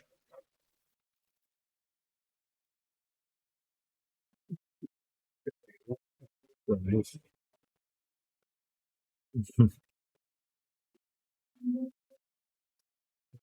Third alternative is to use a little bit of black wash. Nikki has much. Sort of. Yeah, so can I get the tiniest little bit of that? I'm trying to not fill it too much because I don't want to have any sitting around. Yeah. But there's a lot of surface area on this pool.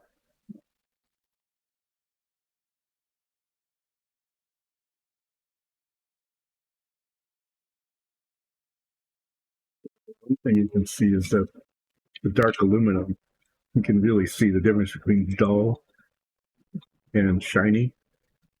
The steel does not have nearly as much gloss in it, but it kind of loses its metallic look. I'm not sure.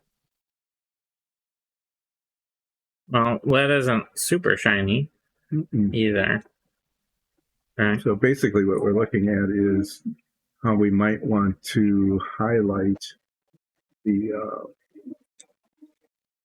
relief, the griffin relief, and the little swirls and things on the side of this. And then, one thing to do would be to just do it, and if it doesn't look good, just repaint it.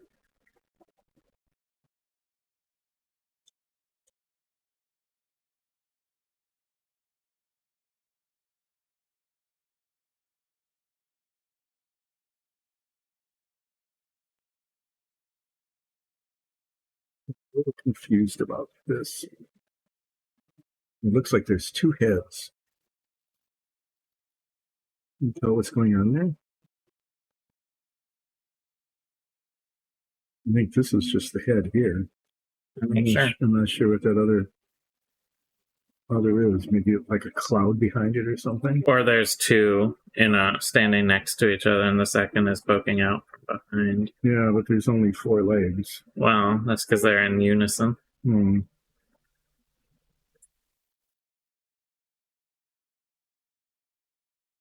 Yeah, doing the highlights on this wouldn't be, it wouldn't be impossible, so maybe we'll give that a go. Puppy's back. Getting in there. No, she just came back down.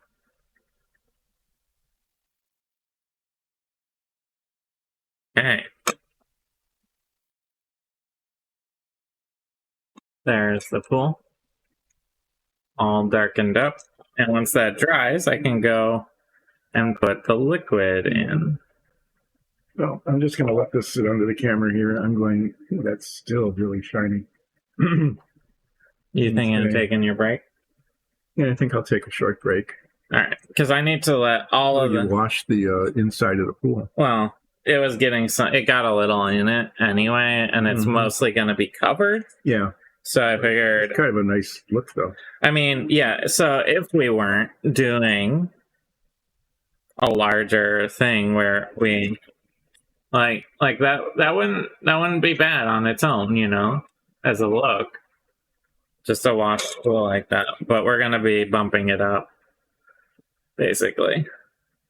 Yeah, we'll be using... some resin, pour resin stuff. To make it a little more. Yeah, and it'll look really slimy because you're going to be using like the thick green and a little yellow or something? I don't know how much yellow I'll be using, but it'll definitely be thick green, some black, and maybe a lighter color. So I'm going to work on the bear while you're on break. Okay. And I'll be back. All of these pieces need to dry. Could I have one more glove from you before you leave? I can do that. Stretch my hand. And I'll be back, and you can go to solo view now. Yep. I will be switching. Oops, sorry about that. Push the wrong button. I don't have buttons set up yet for just swapping stream. Swapping the to the solo yet. Since we changed, I haven't had that set up yet. So, there's a little... I hit the wrong thing with the mouse. All right, so the first thing I want to do is finish browning the brown bear. There's obviously spots that didn't get fully coated. There's little flakes that didn't get fully ground in. I'm gonna try and move all of these drying dungeon tiles out of the way. All right, there we go. So what I want is to take my flat brown and sort of finish up the whole thing.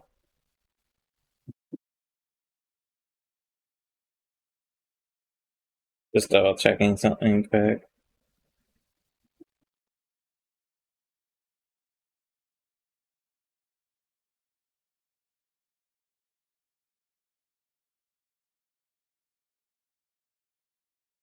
Okay.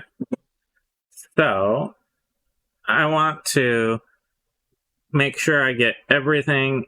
This is the undercoat on this. The brown bear I'm looking at has a much brighter coat, but I want everywhere that it doesn't show to have this darker flat brown underneath it. So this bottle's mostly empty, but I think there's enough in here to get me through. So I'm doing some spot coating where the paint didn't quite dry or it didn't get through on the fur, or I was holding the piece and couldn't really paint there.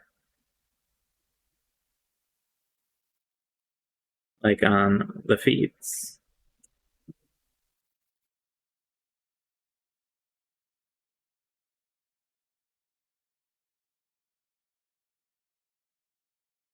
This is also a good opportunity to find places where I might have just missed, like right around the butt there. And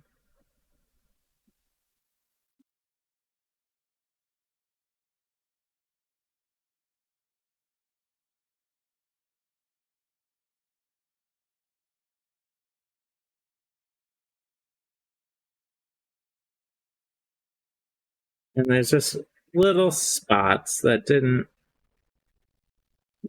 get as much coverage as I would want.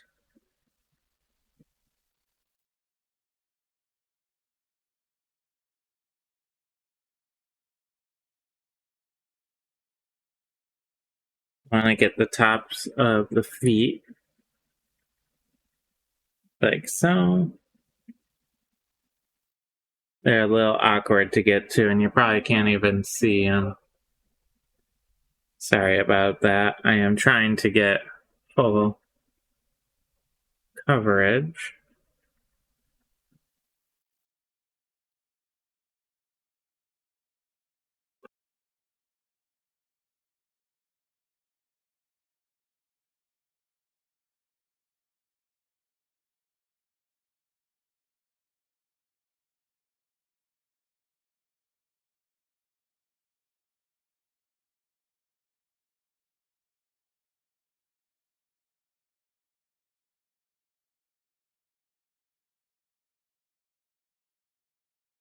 So I don't necessarily need to worry about getting into the mouth, obviously. I'm going to be painting that a different color. But I want to get this base coat really well on. Well and good.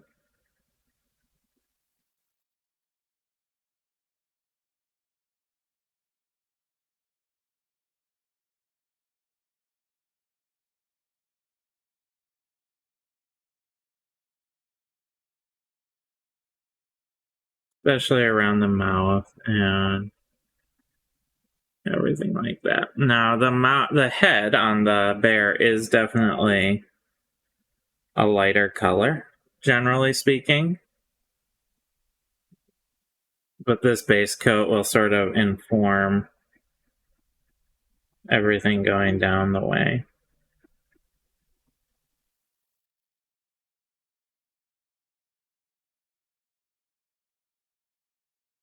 Okay.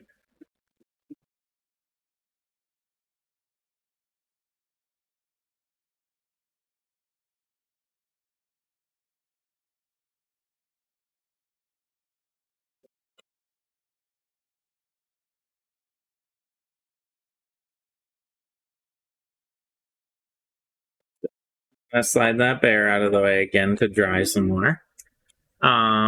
Yeah, so that's the base coat on my brown bear.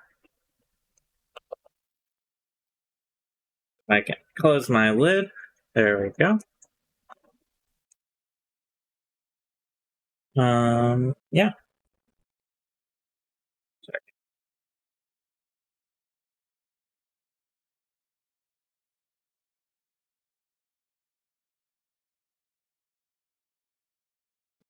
All right. So, what do I want to work on while that is drying? Because unfortunately, I can't just jump into it. I can see. So these are like half dry. They're still kind of shiny, but they'll get a little darker as they dry. But this is sort of what our dungeon tile looks like, and we'll have a full assembly at the end.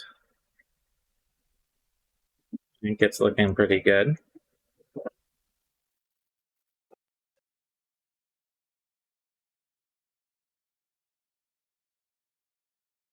Okay. We have some other animals. We have, this bear. I can start doing the details in a minute as it dries, but sometimes this is just what you have to do. You have to wait a little bit for paint.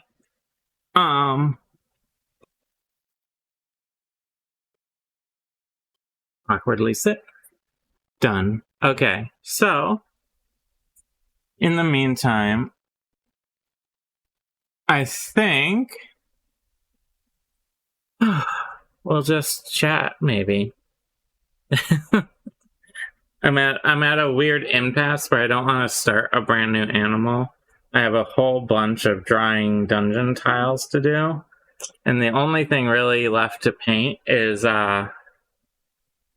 either this bear that is drying or the sarcophagus that my dad was working on. Looking pretty good.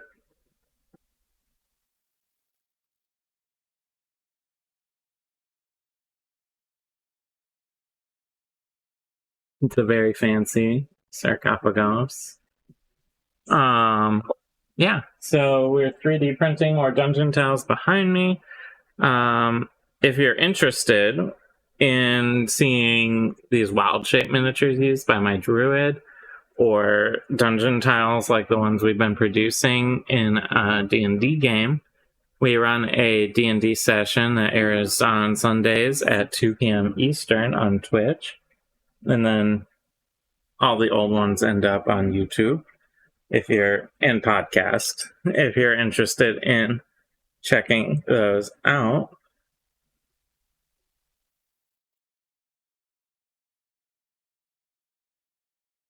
Cleaning off a brush here because it's got brown paint all over it. All right. So, when this dries, maybe I'll work a little on my pool here. So, this pool is going to get filled with what's called realistic water.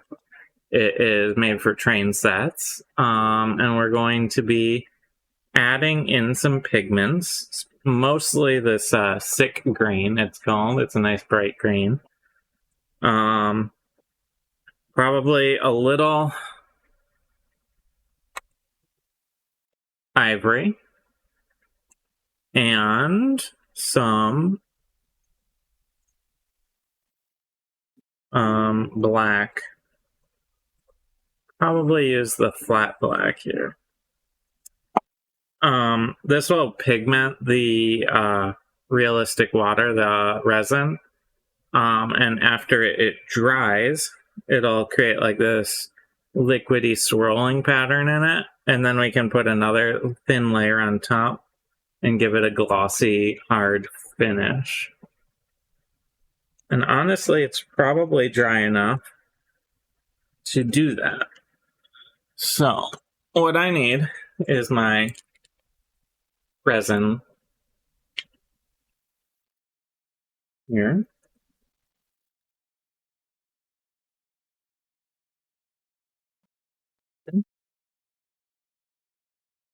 And I'm going to be adding in the paints in small dots, and then I will be using a stick or a toothpick to stir those.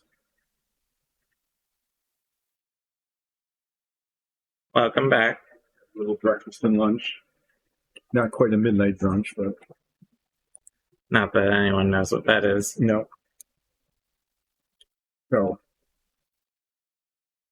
So I am going to be doing a resin pool.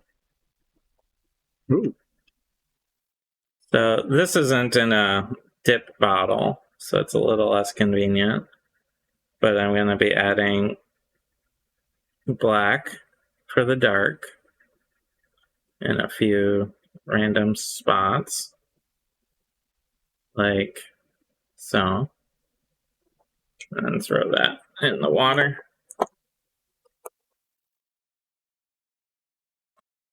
I'm going to be doing a whole lot of this green. This is going to be our main color.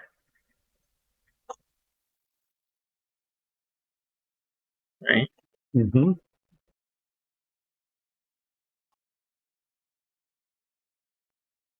And then a little bit of ivory for the lights.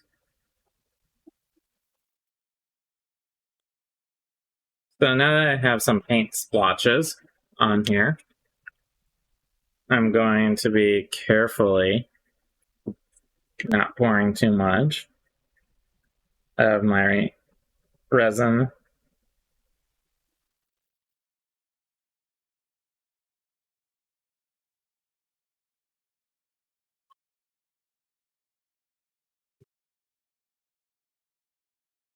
And then I want to get it filling in here. I'm not too worried about the colors right now. I will be stirring those.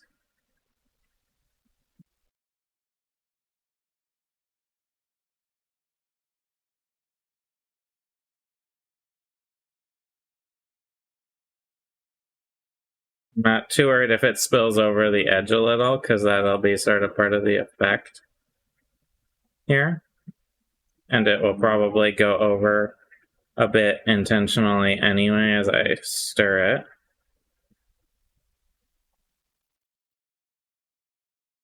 But I'm generally keeping it in the basin. Now it's sort of filled in. What I'm going to do is be taking in this case it's a toothpick, and sort of stirring, and I'm getting some splashing because there are bubble effects in this pool that the toothpick pushes against, which is actually fine because if there's a little resin splatter around the pool, that kind of adds to the effect. Right? Mm-hmm. Yeah, it does.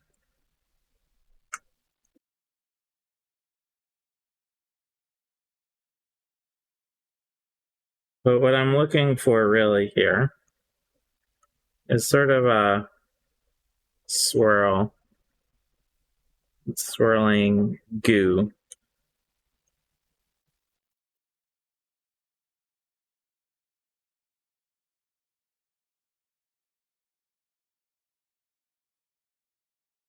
I think it needs more black.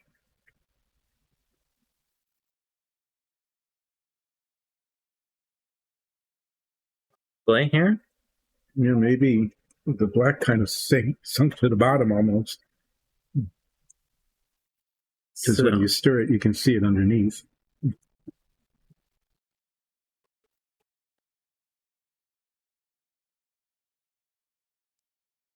Well, also when I'm stirring, what you're seeing is the dark green underneath. Well.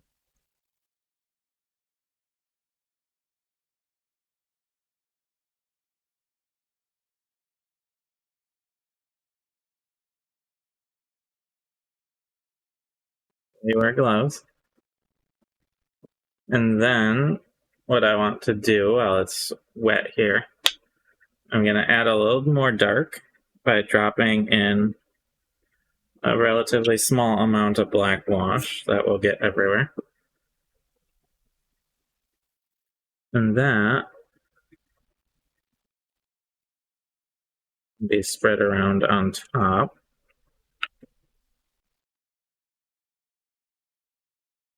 To help create this sort of gross contrasting ooze that I'm going for.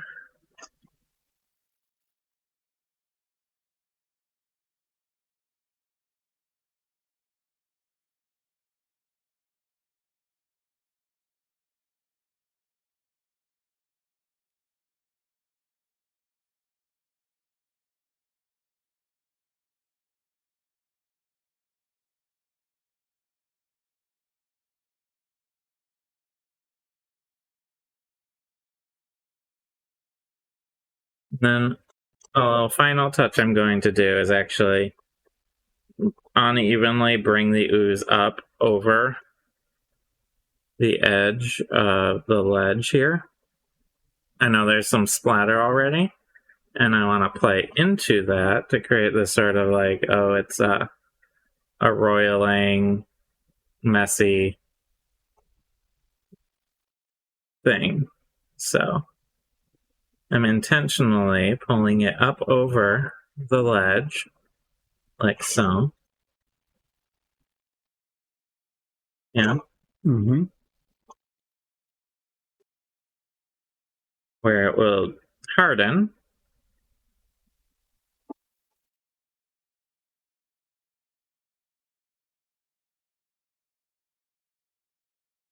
Create a really disgusting thing. And I got a little resin on my bear.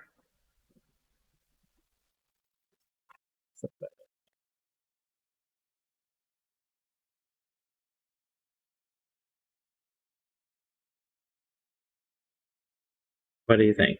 I think it looks pretty oozy. Is that a good mix? The bubbles show up on it through it too. Is that a good mix? It's a little hard to see on the camera because there's a light right above it. Yeah, so there you can kind of see it. It's not quite as dark as it looks on camera, but I think that looks really good.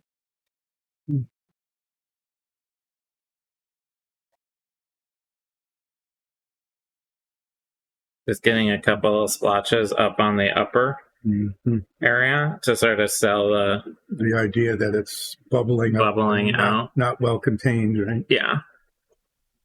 So I'm going to be letting this dry. It will matte a little bit. Your adventure never leaves the tavern without goo be gone. Yeah, people like the goo. Mm-hmm. Thank you. This glove is pretty much toast because it has resin on it.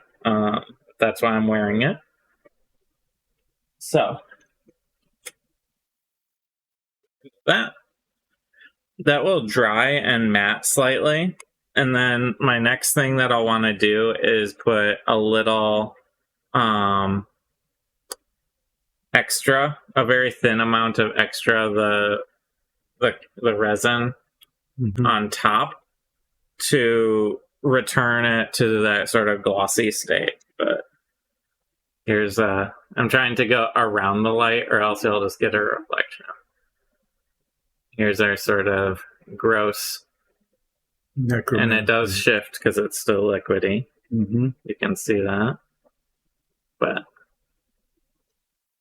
I think that'll look really good when it's done. Yeah, that'll be it. I like the mess around the edges.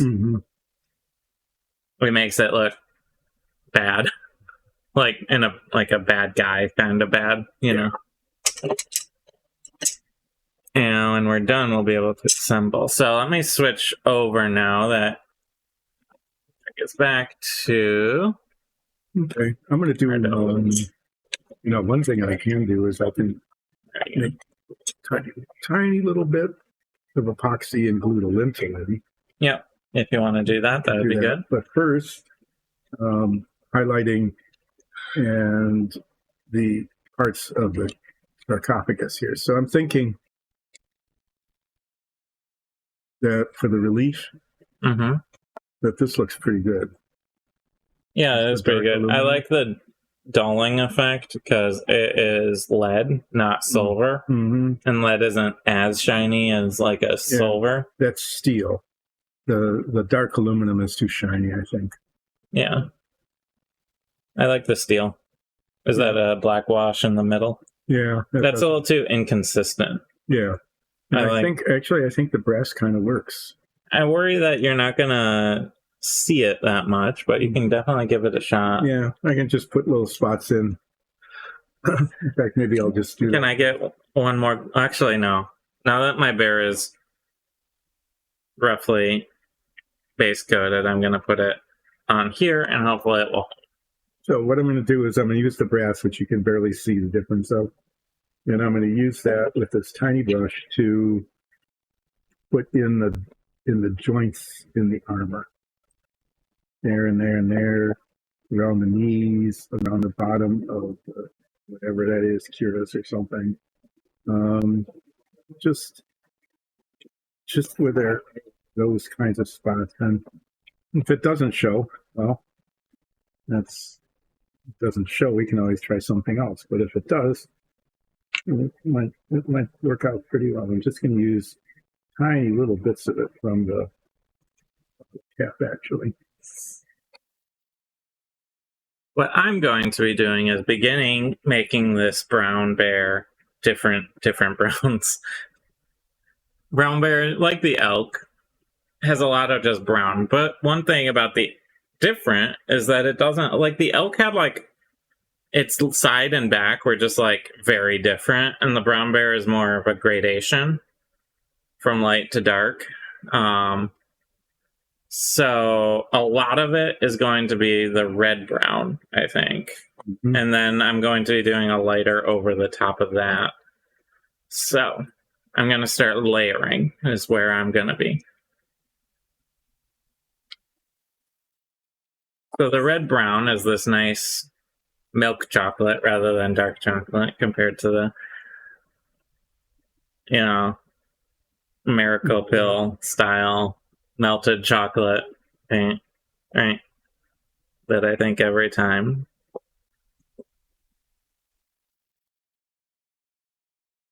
So what I'm going to be doing is I'm starting at the top here with the red brown, and I'm going to be working down and kind of getting less and less solid the further down I get, because the bear sort of, at least in my reference picture, starts to fade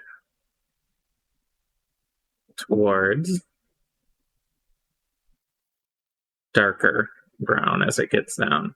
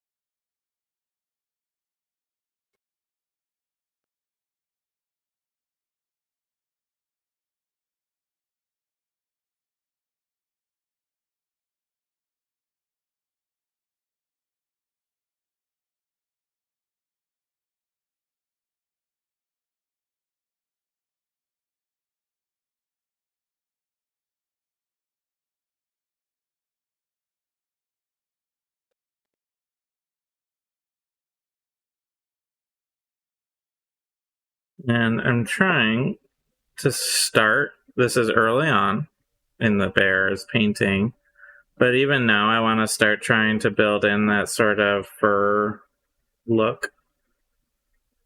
And this figure does have a fur texture on it, which helps. You can play into that a bit.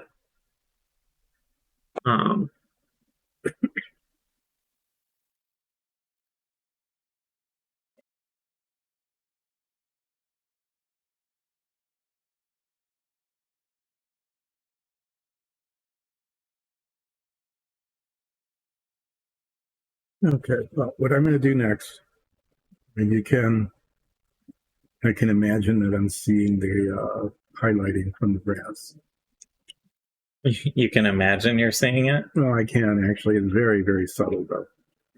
It's so shiny on that camera. Yeah, you can't see anything other than the shininess. I'm going to use the steel color, which we use a lot of. It's a little darker than I would like, darker than the dark aluminum, but it isn't as glossy. That gets really glossy and this doesn't. So I'm just going to, I guess I'll paint this as a griffin. Technically, it's like Pegasus. So that figure is actually using Sumerian reliefs, like historical Sumerian reliefs for the designs. So they're in Sumerian sculptures, they have like those like human-headed, like lion. They're sort of sphinxy, I guess. You know those guys. Mm-hmm. It's that sort of thing. Well, I want to paint one of those steel, and we'll see how it looks. I don't know how successful I will be in not making a mess of the edges.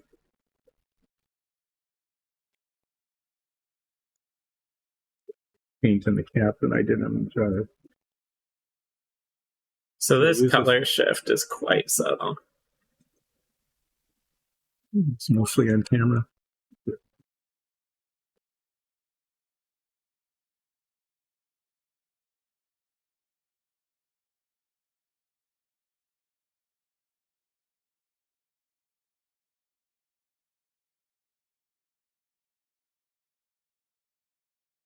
So the color shift between the red brown and the flat brown is a pretty subtle change, but it will be important down the line as I keep going. Get some bare butt painted in. Right? Does that mean it's unclothed, or does it mean it's bare? Both. In this case. Bare.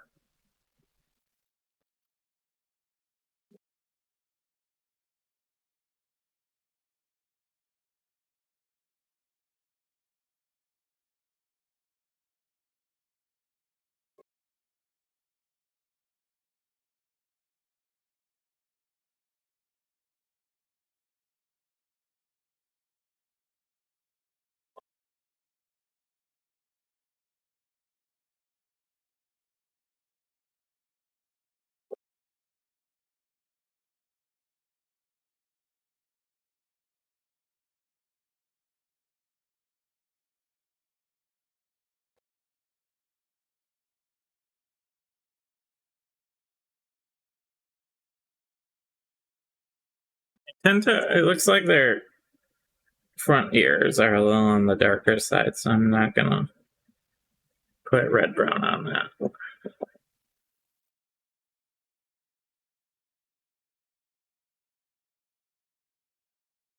But with a furred creature like this, like the brown bear especially, there's just a lot of subtle paint layering that gets involved in giving it at least a semi-realistic fur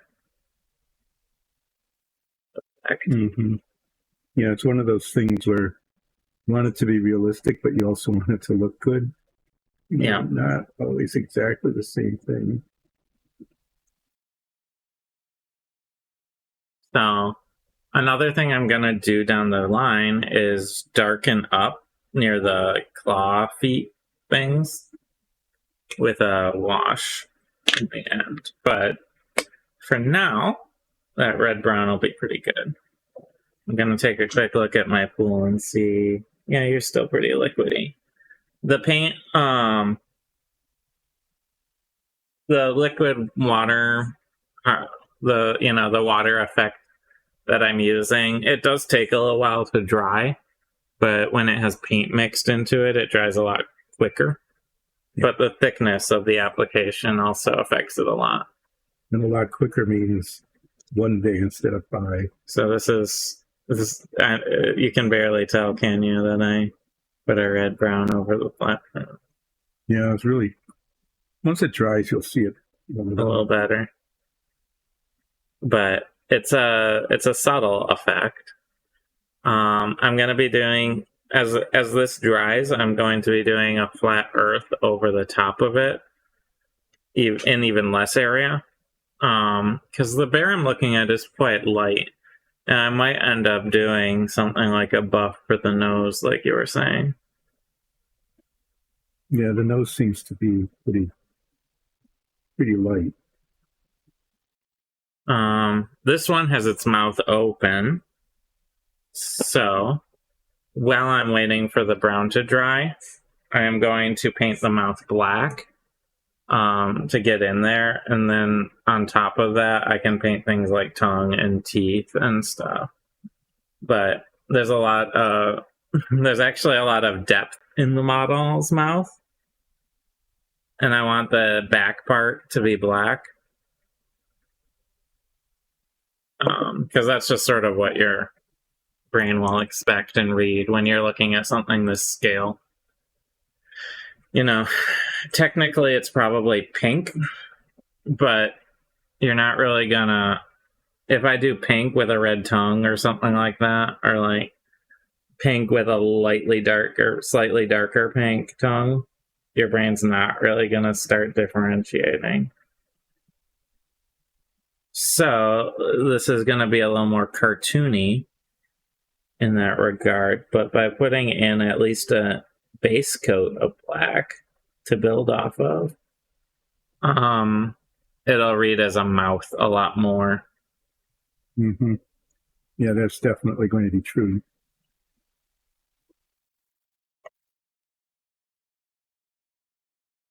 And like the tongue will be painted, so I don't need to go all out and like paint the tongue black yet, but I am going to get around it and not worry too much about getting on the tongue right now, because it will be covered up.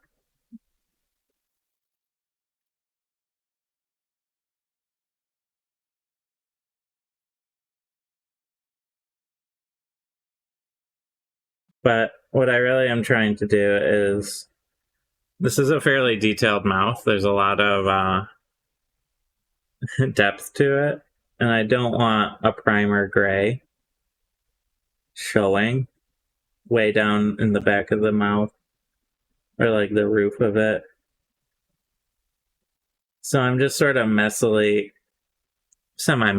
I'm not intentionally being messy, but I'm more concerned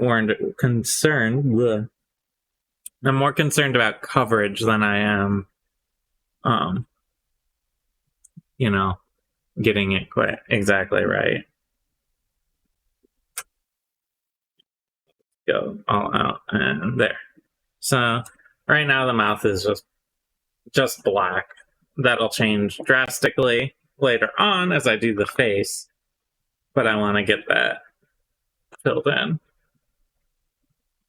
So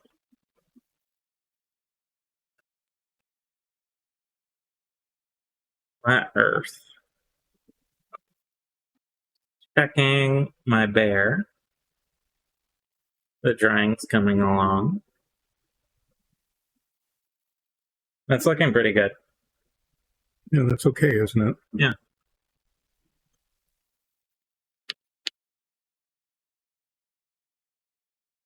Oh yeah, this flat earth is very empty. That's right.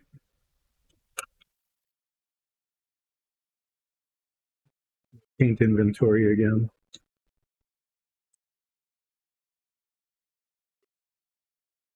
So now I'm doing the next stage of lightening my bear here with this flat earth.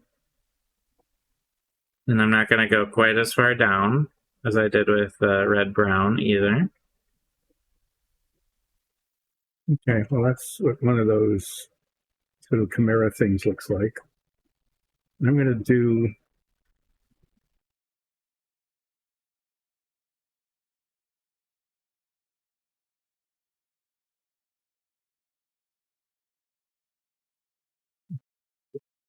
side and do the same sort of thing here with these two figures in front of whatever that is in the middle. Paint those this color as well. See how that.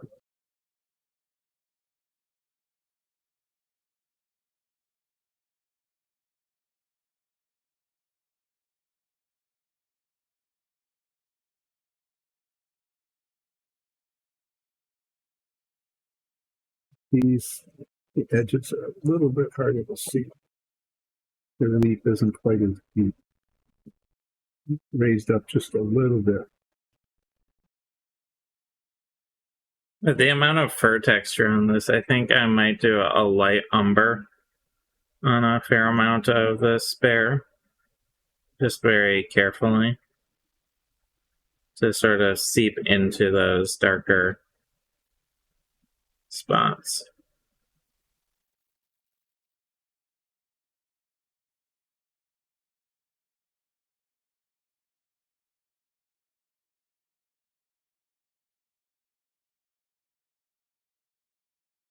But now you're starting to see a little difference.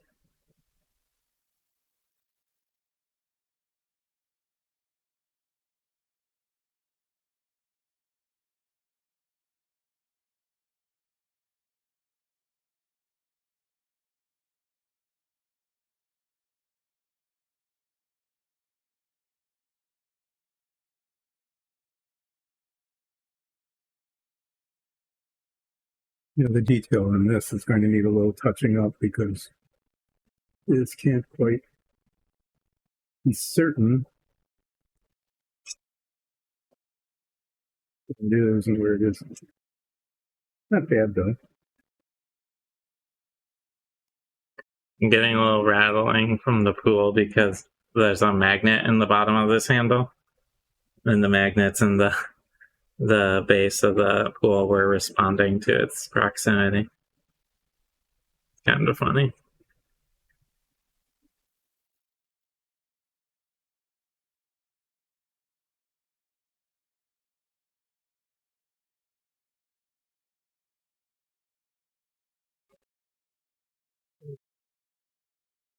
Gravity.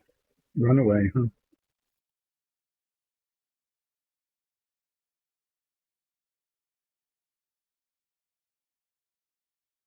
I wiped a little bit of paint off its back here when I dropped it.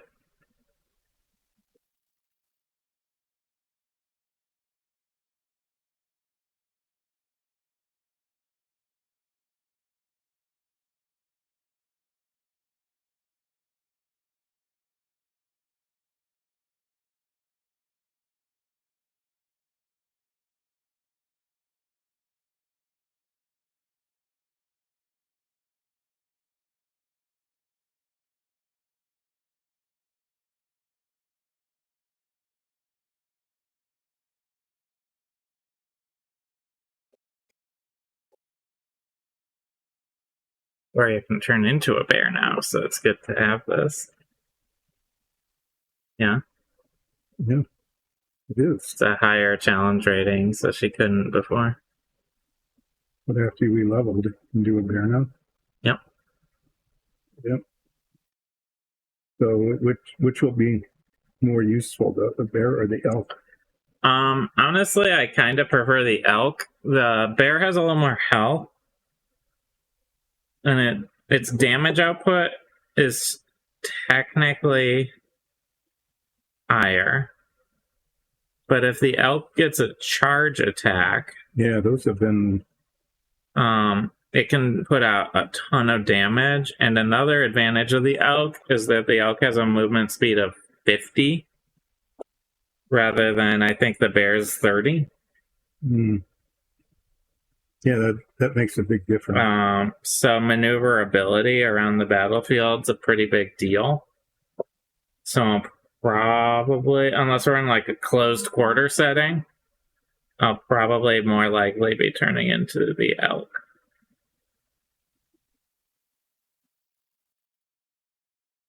It's been pretty effective so far.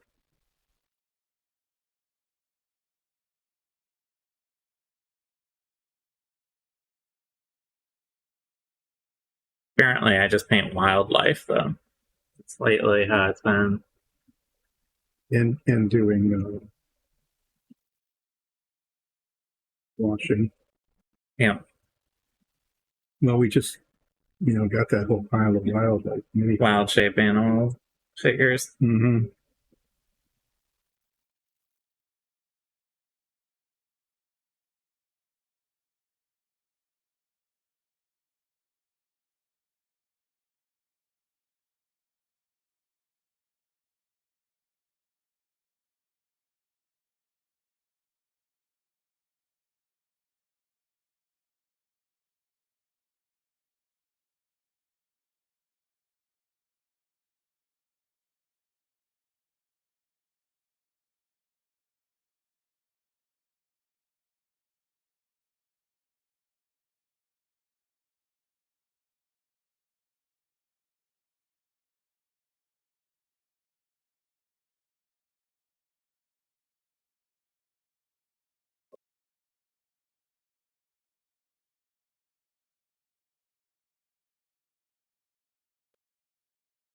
The tiny little touch-up dots, but that's not. That came out okay. What do you think? Give me just a sec. You have to look. Yeah. Considering that the relief is not extremely well defined. No, it's looking good. Yeah. I like that.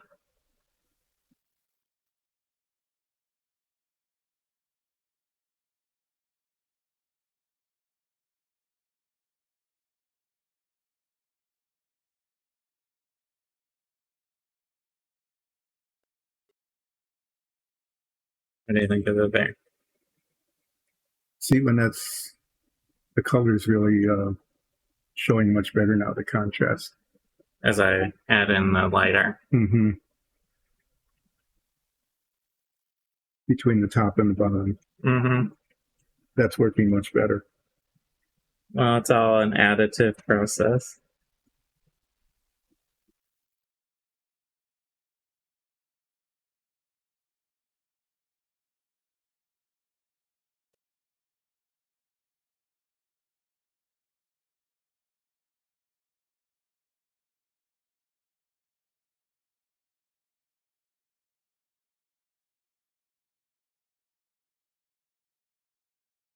So, I'm now going to, while that part's drying, switch to a smaller brush and start to paint in the nose area, the fur around the nose a little bit more here. I'm gonna be using the buff for that because it keeps building up the lightness. Mm-hmm. Yeah, the nose is pretty light for whatever reason. And the buff will pretty much only be used for the nose and a tiny bit of fluff on the very top of the bear for like a highlight. Mm-hmm. But mostly it's going to be used right around here.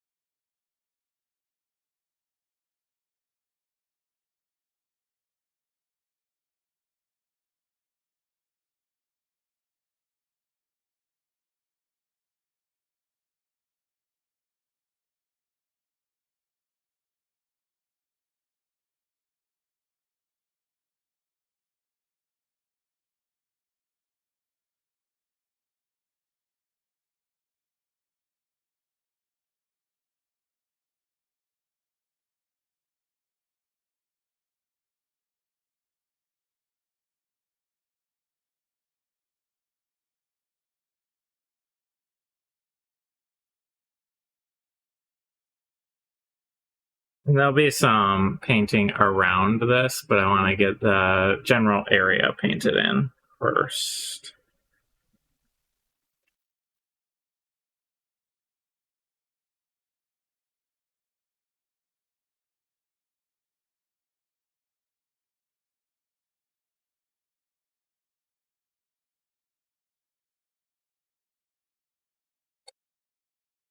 So, like, I'll probably be adding a very slight lip to it as well, because its mouth is open.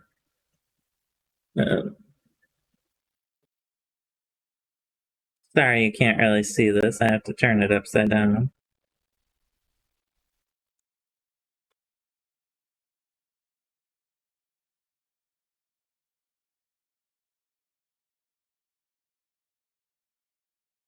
Okay, so that's loosely where the lighter part of the bear mouth is. It looks like a duck right now, because it doesn't have any facial parts left painted in, and the fur border hasn't been painted in or anything, so it looks more like a duck bill than a lighter colored fur.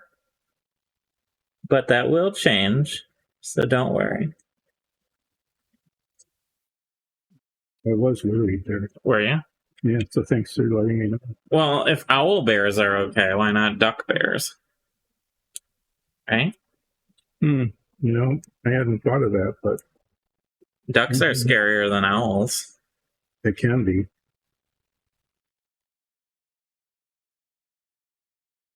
A goose bear would be really scary. What do you think? Yeah, that's good. You can do the teeth too. Yeah. I'm trying to, you build up these layers basically.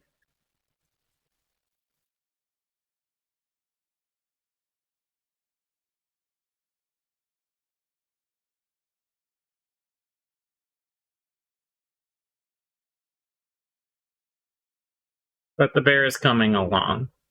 It's definitely not there yet. We're getting somewhere. I'm gonna have to mess with the area around the eyes a bit, so they're still a bit unpainted, and I'll be doing that when I fur in the mouth a little more. I'm gonna check in on our pool, see how it's still liquidy, but it's actually setting pretty well. Probably won't. Probably tonight it's gonna get the clear on top, but it's looking nice. Yeah, you don't want it to feel too soon. No.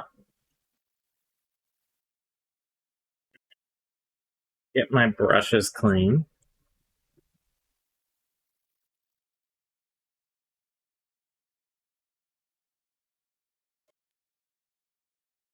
Because the paint's still sort of drying, it's very glossy bear.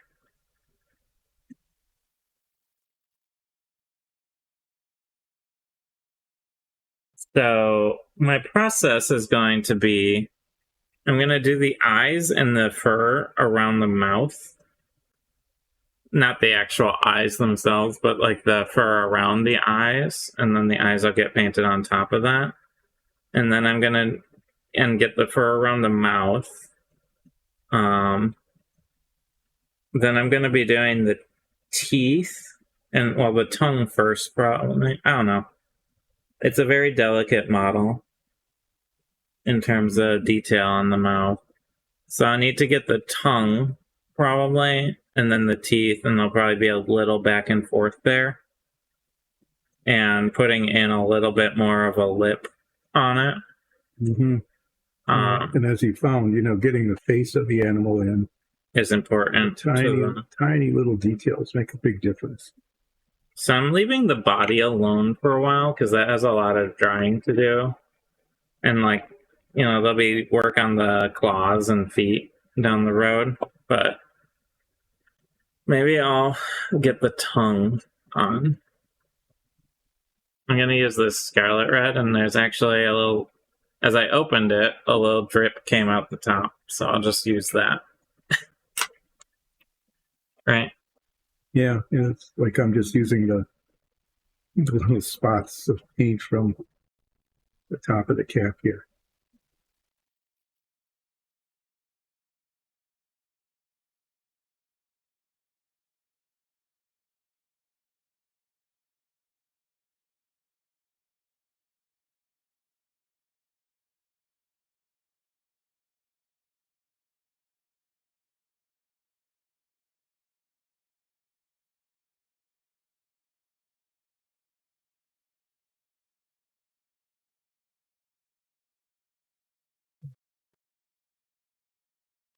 Be carefully not on camera, this tiny little detail. That's always important. I'm trying to hold it so it's not bouncing around. And Yeah, sometimes camera and angle paint don't always see eye to eye.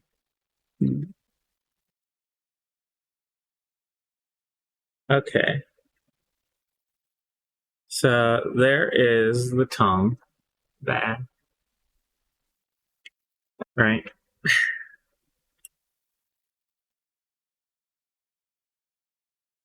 It's probably more of a pink tongue. But when you're working on such a small scale, you can't always afford to be as biologically accurate. When you're trying to just sell what it is rather than how it exactly is looking. So we got tongue painted in. I'm gonna take now the flat brown and work the sort of eye socket lower face area carefully in. I don't need terribly much paint to do this. They have this sort of darker fur around the eye, and it kind of goes down.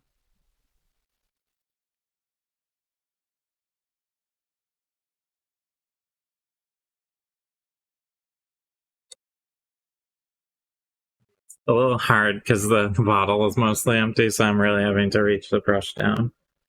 And too much on the brush.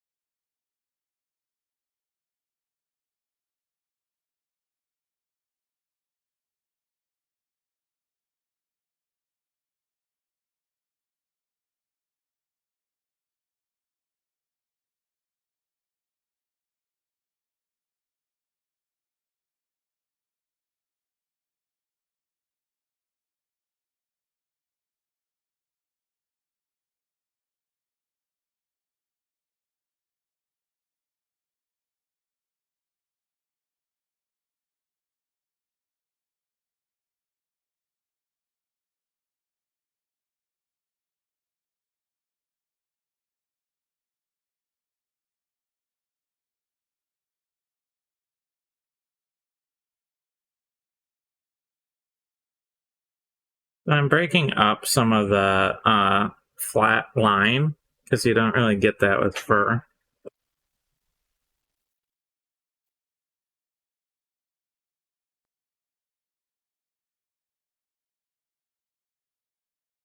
So that'll be good for the flat brown.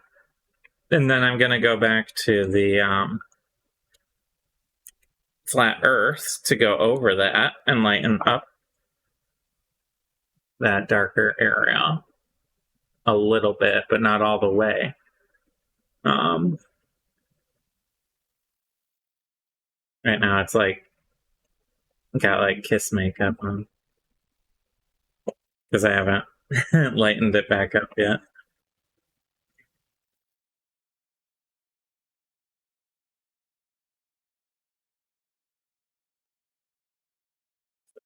Take my Flat Earth. Open up. There we go.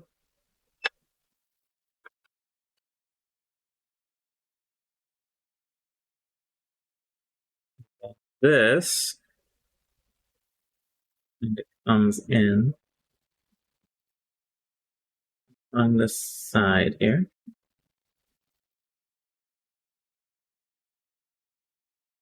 And this is all building up to the eye itself, basically.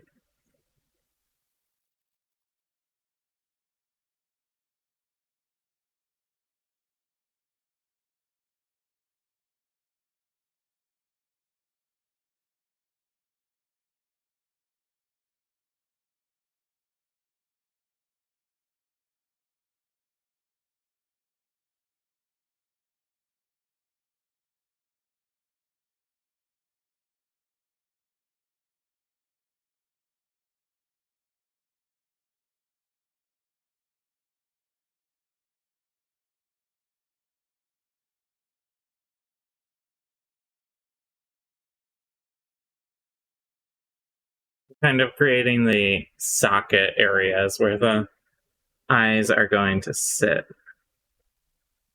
Basically what I'm doing.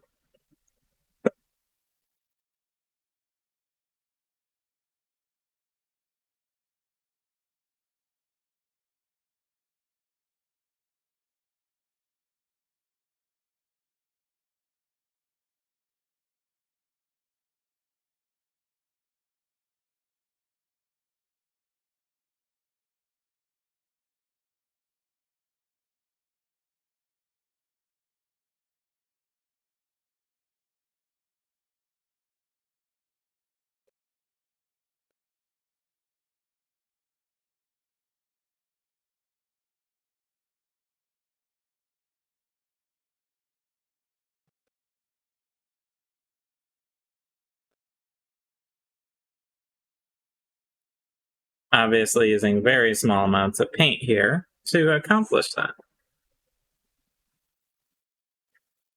I think I might tackle teeth. At least the start tackling the teeth. I'm sure I'll need to make changes as time goes on. I'm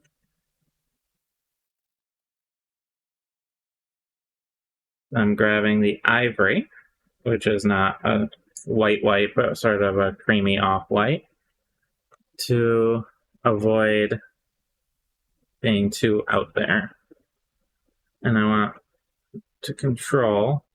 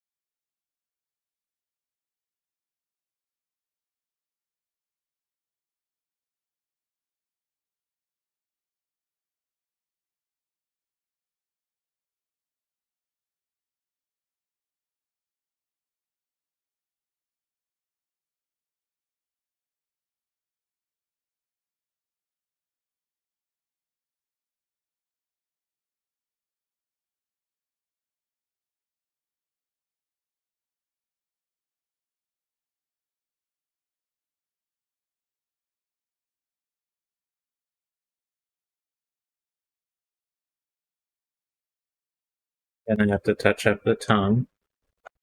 It's just sort of gonna happen. We need to sort of define where the teeth sit here.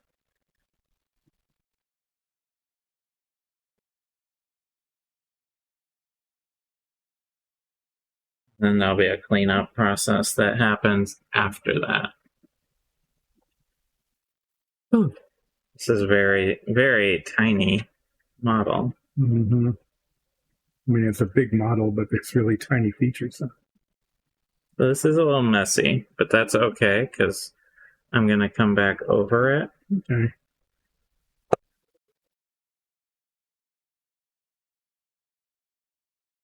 Well, that was off camera because I had to keep moving it to where I could see it and get the brush in and hold it steady. But let me just clean this. And what I did is I used the steel, which is a darker metallic, to highlight these features. And, I'll go back with the dull aluminum. There's a couple of spots that couldn't be dark that are, and it's not perfect, but it's really pretty decent, I think, considering that the boundary lines weren't always clear. No, it's looking good. And I think the brass actually kind of worked on against the gold.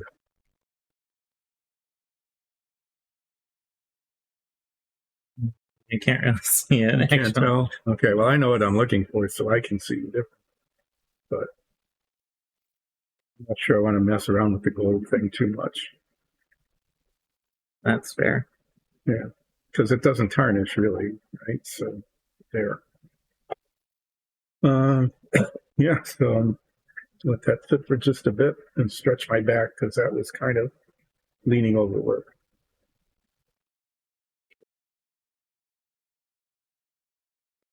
And now what I'm going to do is pull the dull aluminum back out again, keep the teeny tiny little brush, and just touch up some of the little spots that are obviously wrong.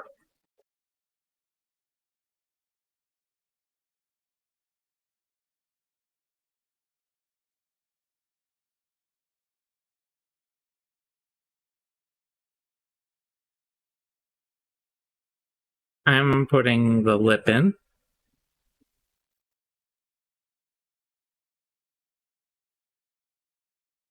And I'm going to go wider than I want on the outside. And I can take the buff from the outside and reduce how wide it is.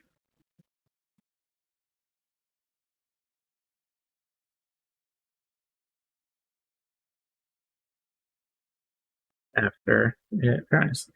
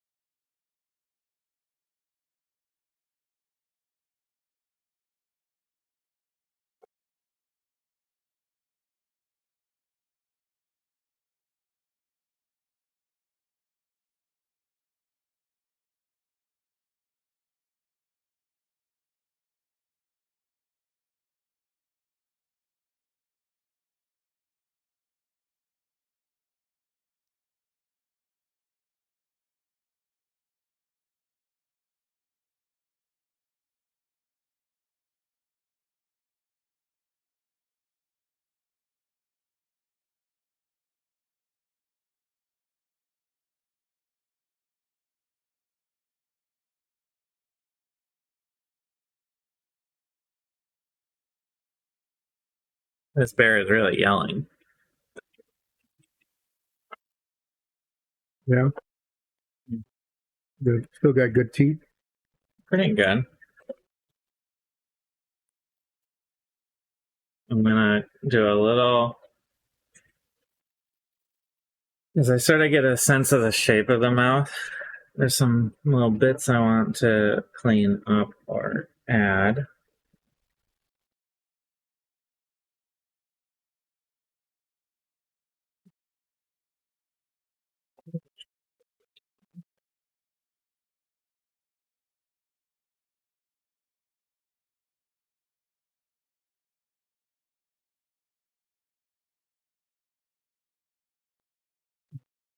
What I'm going to do next is spill some water all over. Being careful because I was so careful with this thing. There. See how that turned out? No, it's too terribly glossy.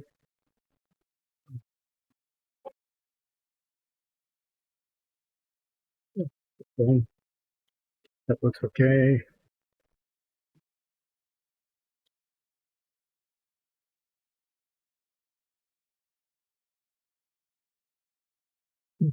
That aside for a bit. Clean off the water I spilled. And what I'm going to do next is get a tiny drop of epoxy, and I'm going to take the lintel I'm gonna attach it. and attach it so that that's done. And this goes right like that, making a nice door frame looking door frame into which the doors will go. A door frame looking door frame. Yep. That's a technical term. It is. It's very technical. And so I'm epoxy that in. And then what happens is you see these holes here. Those go through the holes in the door with little pins that go down into holes in the base that you can't really see. And then camera. And then you have the operating doors, which is pretty nice. Really nice.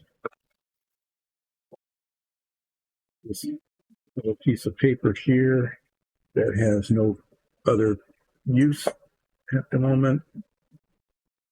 So I have the rough lip in around my bare mouth, and now I want to pare it back a little. Find the epoxy in the back. Way back here.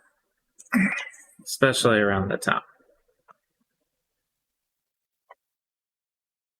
Just going to need like one drop of each of the hardener and the epoxy.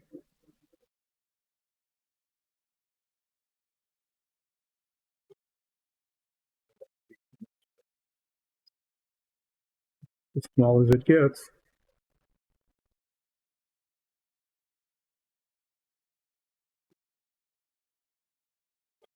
With a point in the bottle where you almost have to let them sit on their side.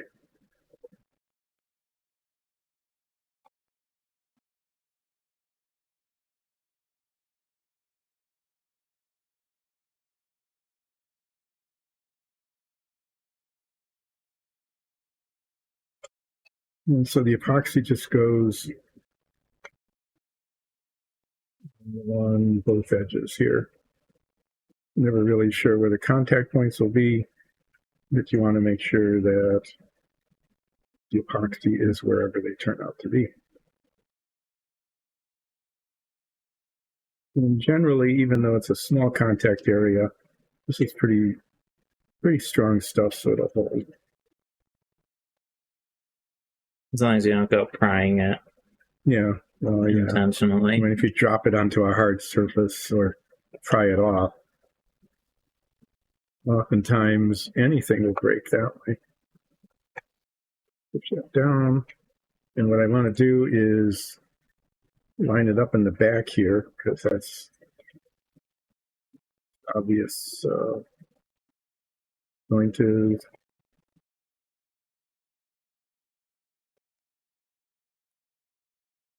I'm working hard on this mouth because it's very big and open. I mean, Yeah. relatively big and open. Yeah, it is. You can really see the detail of the inside of the mouth. I'm gonna go back and clean up the tongue now. Okay, so that's put in where it needs to be put in. Except it just slipped. What's up with that?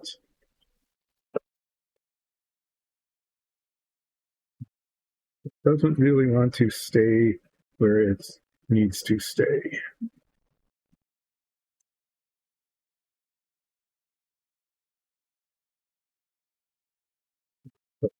So it wants to stay there, it's going to stay there. Okay, show off the door frame. Just slide around. Usually they I'm going like hyper focus here. Usually they behave better than that. I'm not sure why this one's not behaving. I'm just going to hold it in place. I'm now going to take the black wash and really take it the smallest, teeniest amount, just right out of the cap here. Dab it off mostly. Go darken the teeth a little.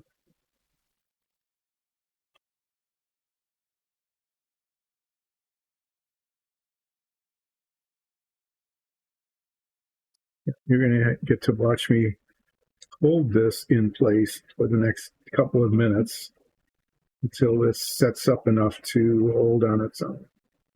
Because for some reason it's just not being exactly where I want it to be.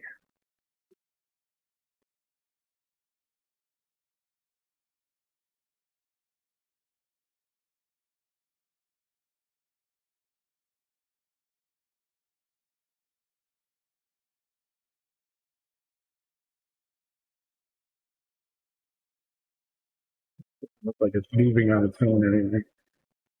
You get to admire the curve. It's all shiny.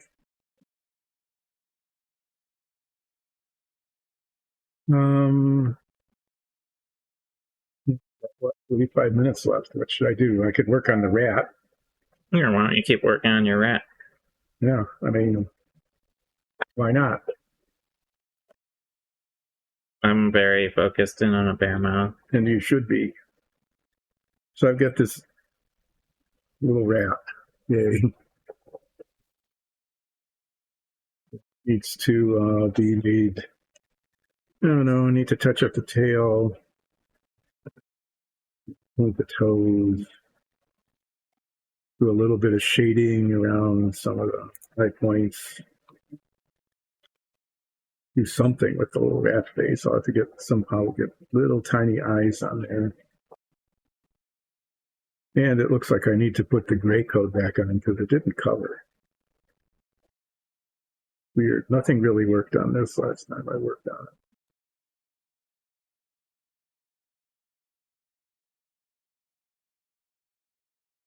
it. Okay, well, that little rat's going to be a challenge, more than it should be, considering. Like I need to touch up the top of that a little bit, because some of the epoxy got on the top and it made it glossy where it shouldn't be. Okay, so. Well, quickly, what do you think of my bear mouth? Wow, actually, you did a really great job. I like the way the teeth show.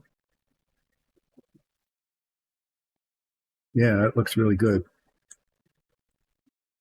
I am going to take a tiny bit of the ivory. Now the top teeth have toned down a little. And just lighten up the tips of them. I'm going to very gently.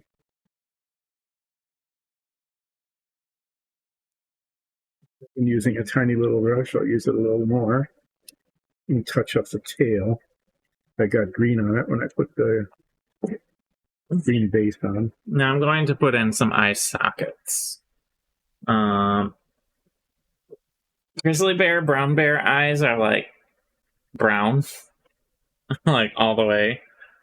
Like they don't have a bright colored eye. I might do something like yellow just so you can actually see it. But what do you think? Yeah, I mean, otherwise they're just indistinguishable from the rest of the brown.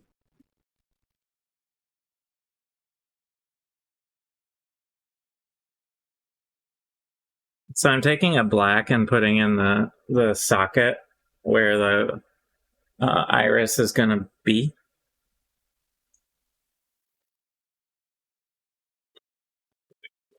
Yep.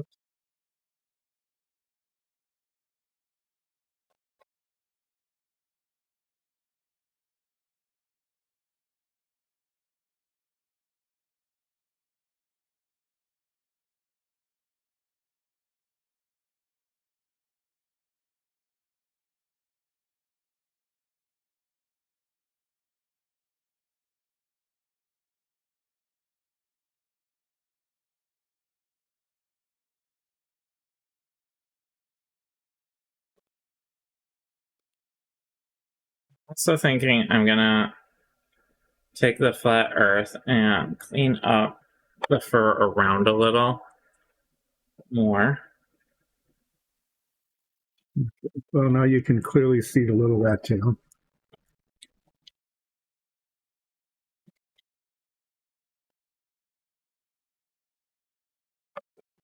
What I'm going to do next is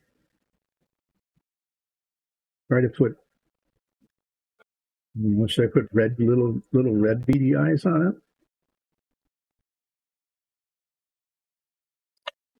Red's always good on it to look like a demon rat. If I can figure out where the eyes even are.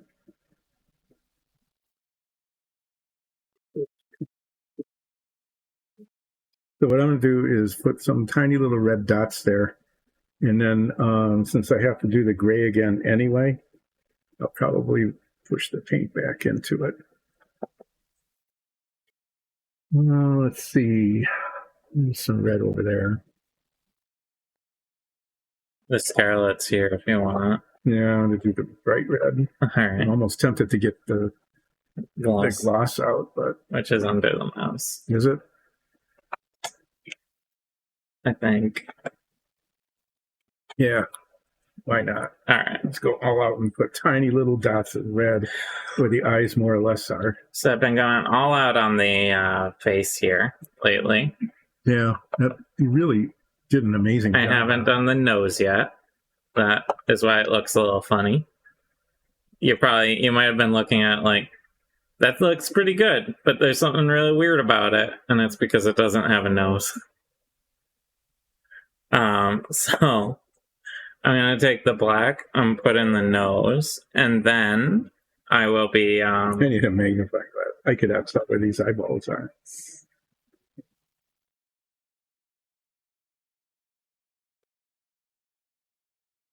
That's where it's going to be.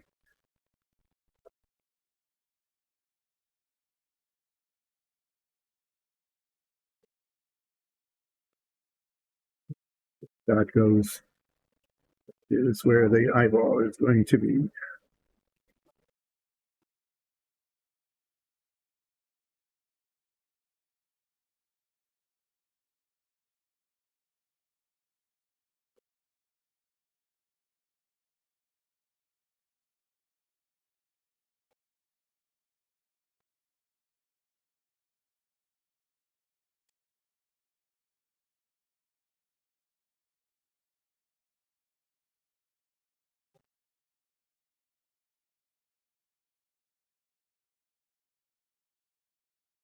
There. That should look slightly better. Now let me get the tail color out again. Put a little dot on the inside of the ears.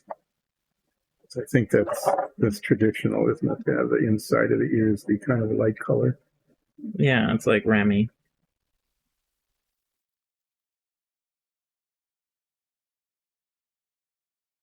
There, that looks a little better with the nose painted in, I think. I think that helps. So, once I get the eyes in, I'm going to move back and tackle more of the body. Here. Well, there's a big blot there, but I'll paint gray around it again. Does the nose help? Definitely. A bear has to have a nose like that. It's got like a snarl, I've noticed, as I'm painting it. Like, it's right It's like, its right side is like snarly up. Yeah, it is. It's not symmetric. Which is kind of cool, actually. Mm-hmm. Yeah, it's not a happy bear. No. This is presumably Soria fighting someone who's threatening her baby bullet. Mm-hmm. So this is a little tricky part, but I'm going to put in yellow for the eyes. It's not accurate, but it will show. Whereas if I put, like, really, they have like a dark brown eye. That's not going to show at all. So I'm just going to get a tiny bit of paint.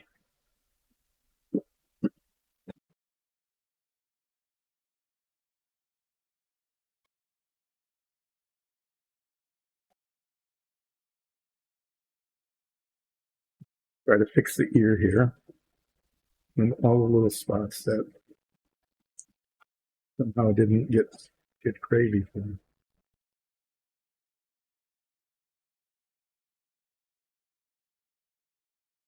Dang it. We got a little yellow on the cheek. But there. At least that shows. So I have to get out the flat earth and cover up, the flat earth and cover up that little spot on the cheek.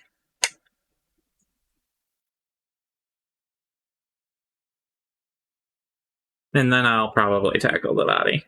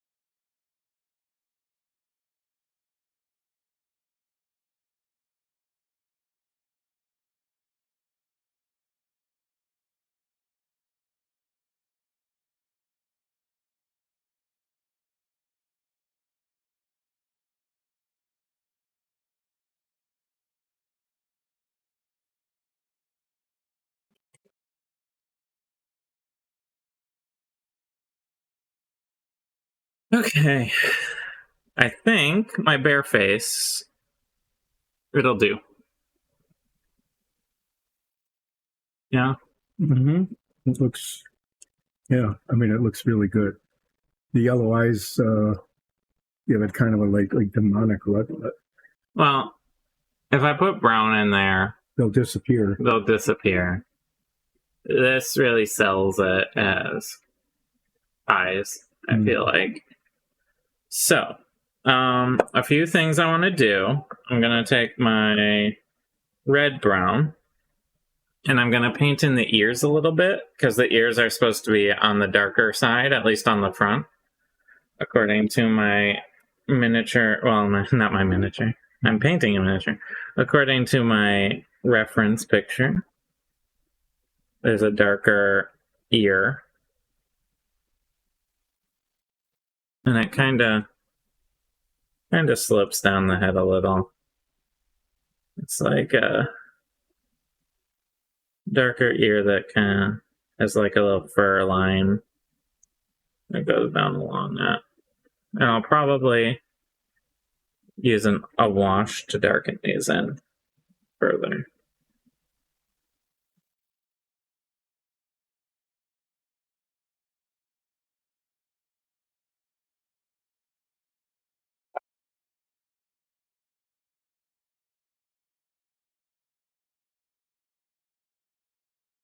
So the printer that you can't hear sounds like a European ambulance right now. Yeah, it's like do do do do do do do do do do. Whatever it's printing right now, it's not. Yeah.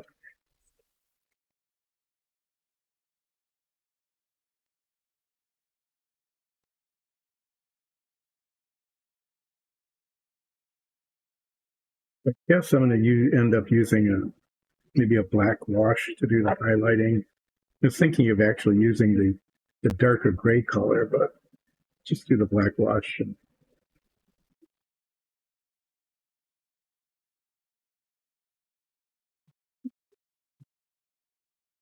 a little black for the little, I feel like we need a pink with all the animals we've been doing. Yeah, well, I'll put pink on the list.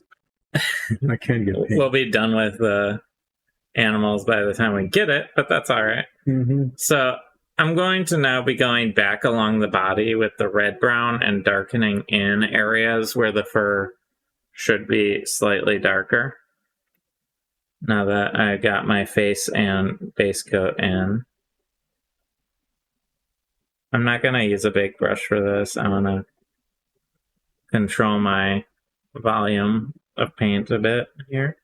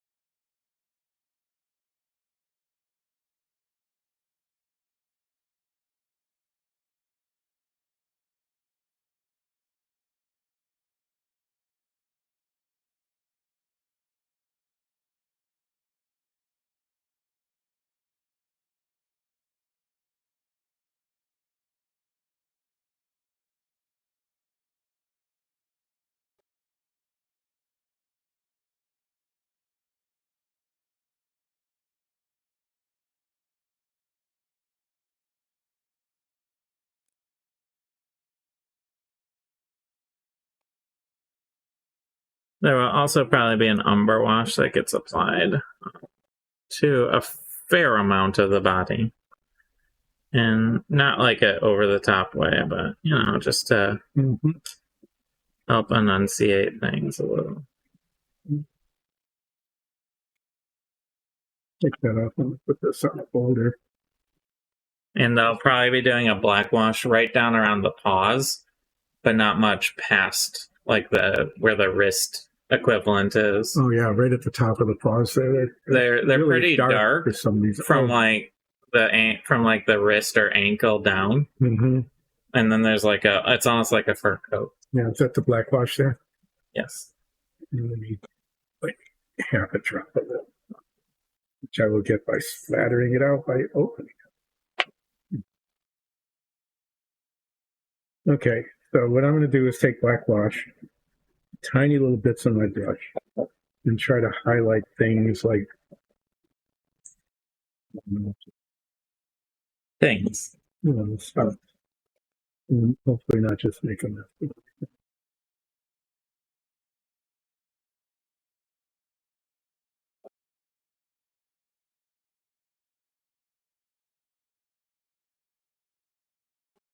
Some of the contours, little rat contours.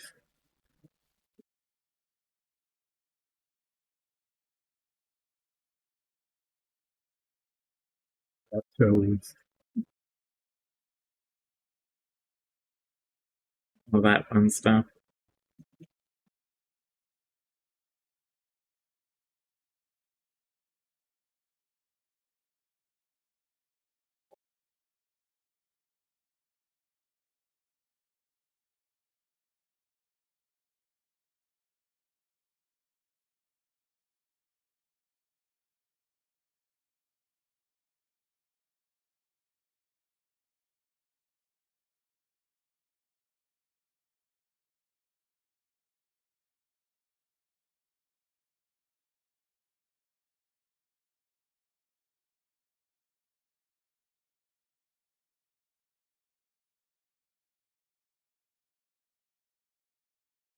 Almost shading with this paint because of the way the fur works.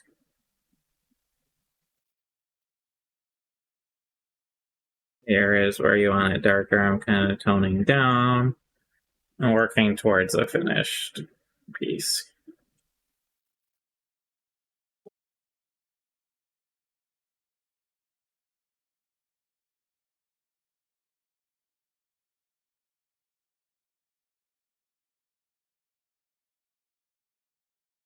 think it's coming along, though.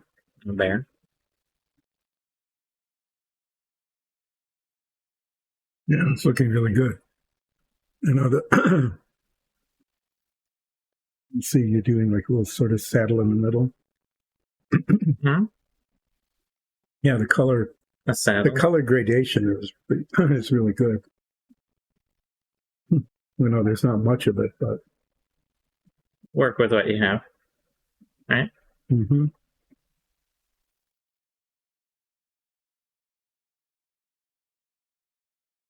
Okay, so there's a focus. Focus. It's hard to focus on a teeny rat, huh? Yeah, Hold your hand out behind it to cover up the background. little red beady eye. Move your hand back slightly, maybe. Yeah, It's really having trouble focusing. yeah, a little red beady eyed,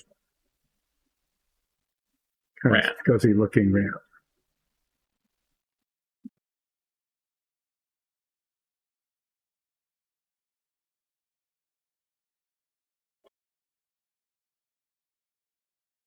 I'm happy with that. I just need to get the green out and paint around the edges here.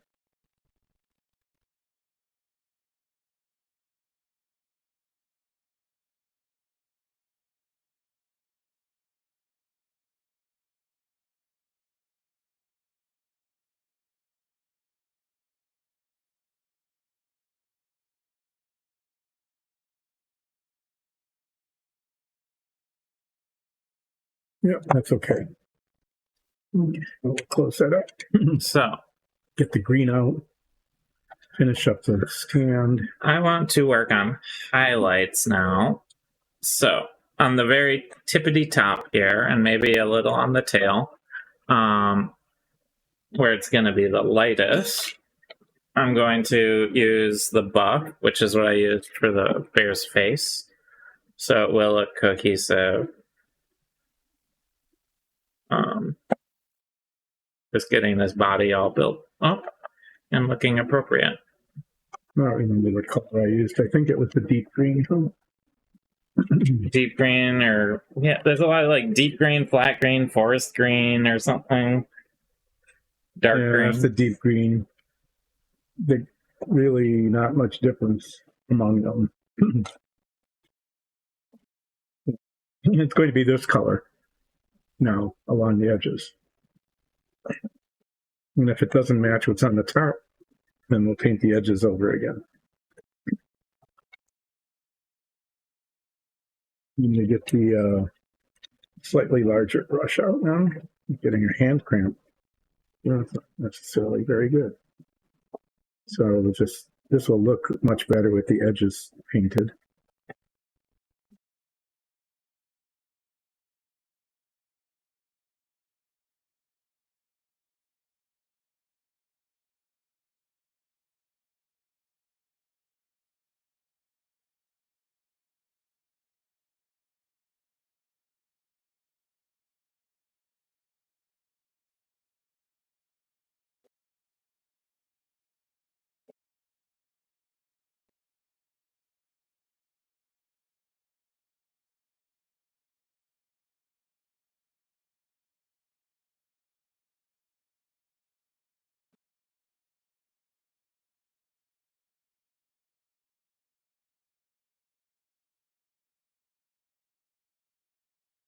And once that dries, hopefully to the same color that it was before, it will actually look pretty much finished.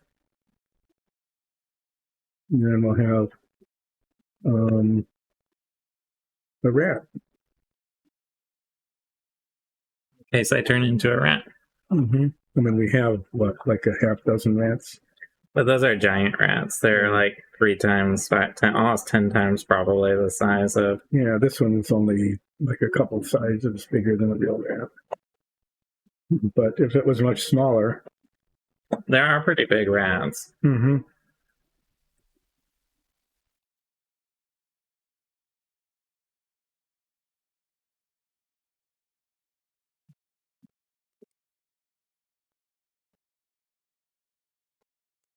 So after I get this lighter top on, I'm going to go back over it with the flat earth. And sort of a push and pull. And what else have we got here? There's a black cat here. Is it a black cat? Well, there's this panther that you were painting. Oh, the panther. I thought you meant the cat. No. And I know you were painting it that field blue color. Yeah. Yeah, I'm just going to go over it and touch up some spots like here. And do the ground. And a few white spots that didn't get covered. Yeah. I would take this off of the stand, but I'm not because. So now that I've lightened up the top with the buff, I'm going to go back up over it with the flat earth in order to really generate that look, like I've been doing. Mm-hmm. What do you look at? That's over there, I think, the field blue. That is. Is that one? That makes it look really blue, but that's the color it turns out to be.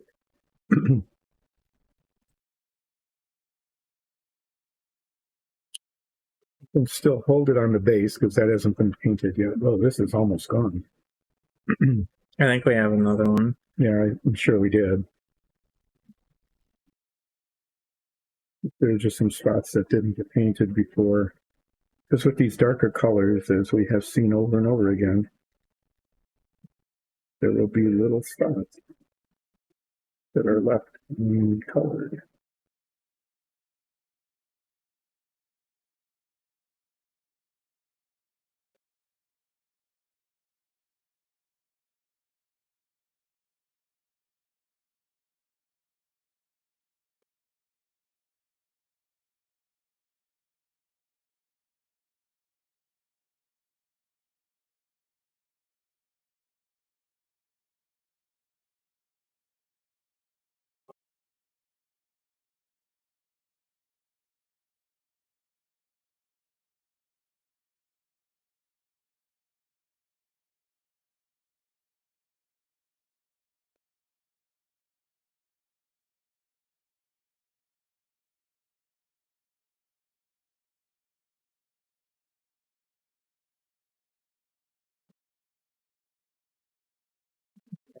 Really wasn't.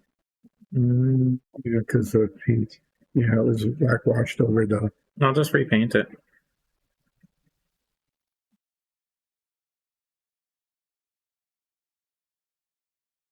See how that goes.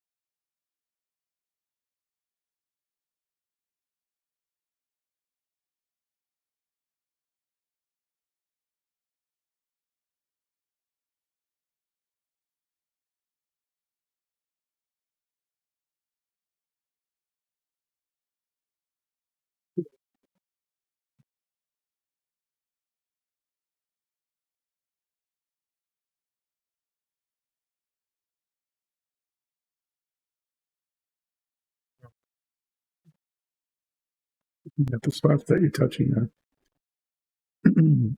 I like it. Does have a lot of fur texture.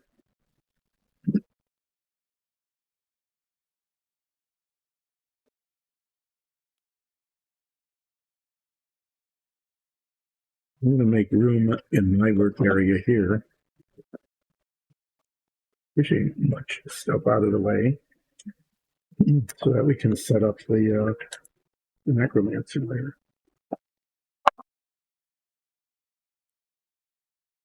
Yeah, we'll do that at the end. Okay. When we get there, we're still half an hour or so. Yeah, about 20 minutes or so. Well, that clock's off up there. Oh, is it? Yep. Oh, I'll have to reset it. never did spring forward.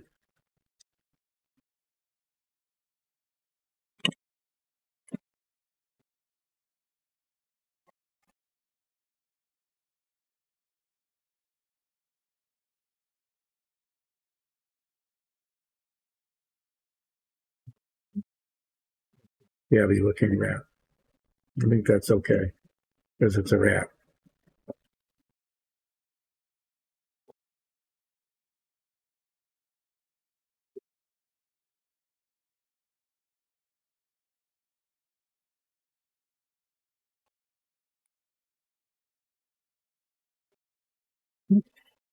So, I think once this dries, all I have left is some shading, some choice shading. I feel pretty happy with how it's looking. What do you think? Yeah, I think it's coming on really well. I think I can probably finish it today. Looking very berry. Berry? Berry. Oh, thank you. Yeah. This is a nothing to fully painted bear in one day, I guess. I'm getting better at animals, so. Especially the faces. Rawr. Wait, what's a bear sound? Rawr. Rawr. Rawr. Rawr. Or they're kind of like rawr, rawr, rawr, rawr, rawr, rawr, rawr, aren't they? Yeah.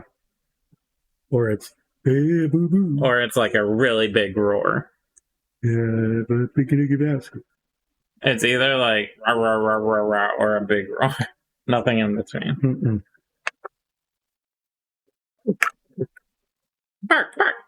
No. Bark, bark, bark, bark, bark. That's the noise bears make. It noise everything. Alright, so. Do you have the black wash? Mm-hmm. Do you have it in a cup, or No. can you squirt a teeny tiny amount in a cup for me? Mm-hmm. Maybe one more. Just to be safe. Thank you. Alright, so blackwashing this bear. There's a few key areas I want to tackle, but all of it is going to be done with a light amount of wash. I'm going to go under the tail here to sort of separate it from the body below. There's one place that I want to put a wash.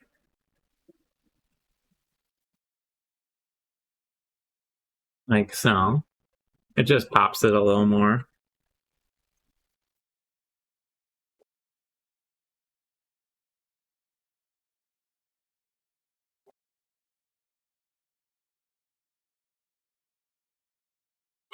Yeah. Just gets everywhere. The inside of the ears is a spot that I want to. There's a little too much on the brush. Luckily, with a wash, it's pretty malleable.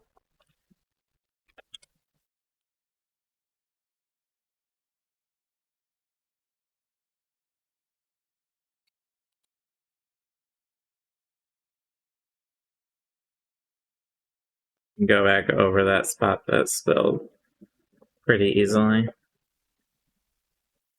But I'm just darkening the inside of the ears here.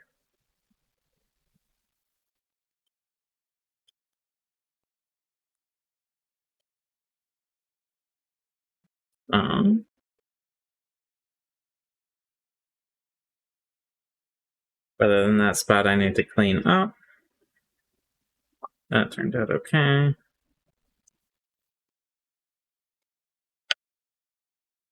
Going to delicately work in a little bit of the limb separation. I'm just showing off how the black wash and the field blue gives it a really nice color. Sort of a dark sable, I guess. Yeah, yeah. It has a lot more depth than just black on black would have. Oh, I need to decide what color to paint the based on this one.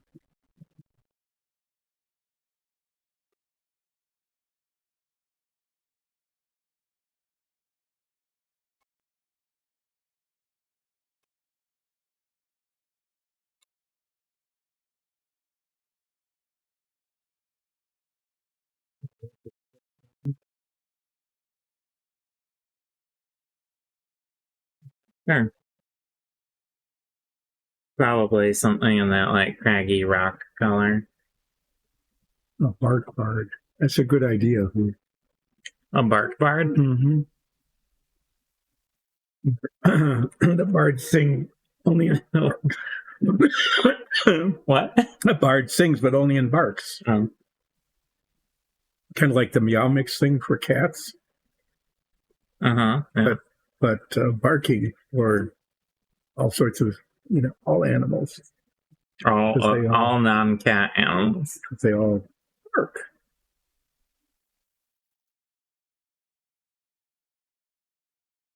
I'm just darkening in right behind the arm there. Slightly.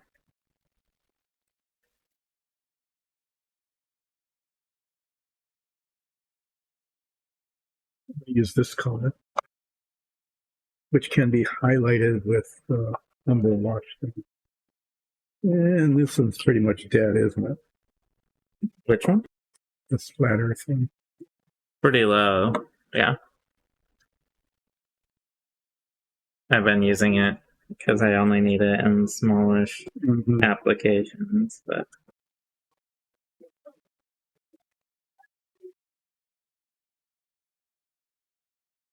Painting the tiny little areas around the cat paws here. And then I'll use a slightly bigger brush to finish the rest. But don't want to mess up the cat feet.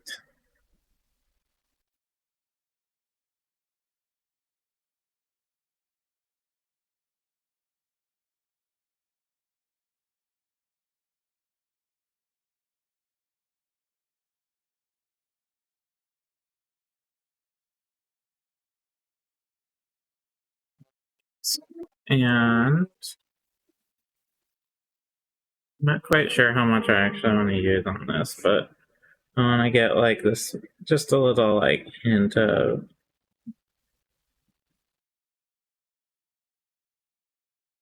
separation.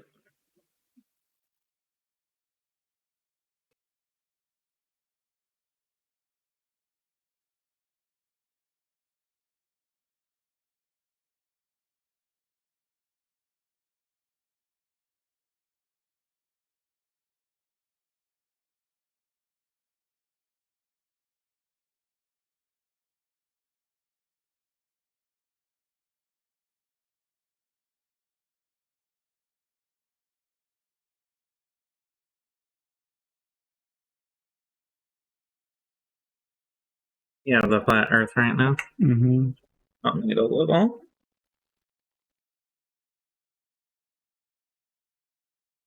Done.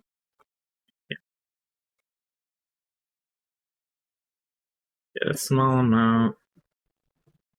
Go back over where, especially up here where I accidentally had a little run.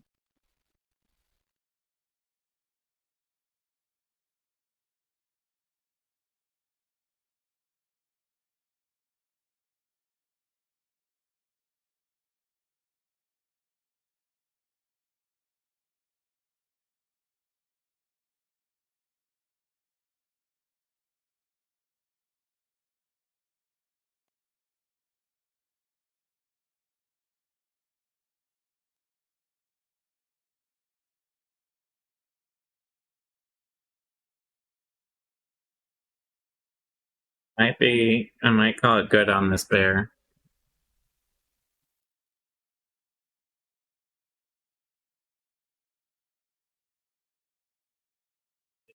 Yeah.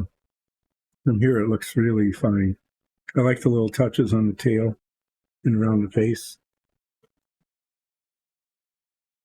Did an excellent job of doing all the shading when basically it's the same color. Well, as you saw, he used like 5 different browns. Yeah, all the browns in the book.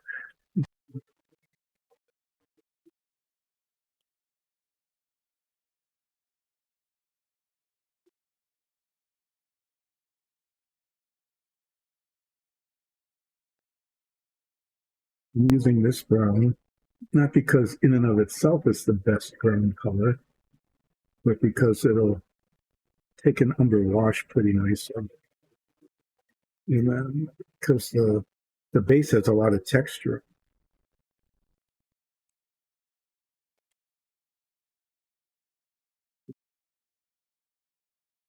So some of that texture.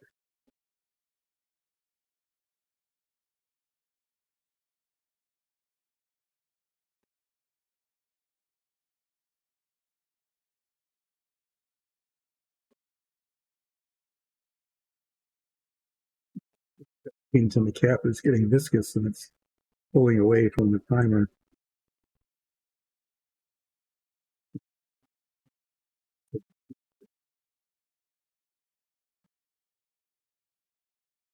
Okay.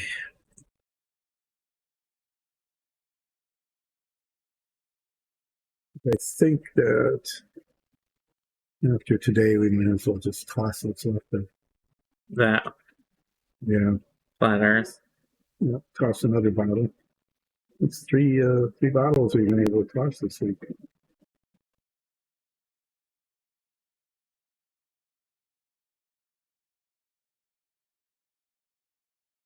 So there's one thing left to do on this bear. Actually, It's has to flatter us over because the stuff in the cap is so. I'm gonna take what's left of my little bit of There's black actually wash. fair amount left in there. I'm gonna take what's left of my little black wash thing here, carefully remove the bear from its holder. Could I get a glove? Mm-hmm. I'm gonna darken up the paws because the bear does seem to actually have very dark claw paws. Claw/paw. I don't want to handle the bear too much until it's coated. But what I want to do is take some of this black wash and right around the feet, I want to darken them up.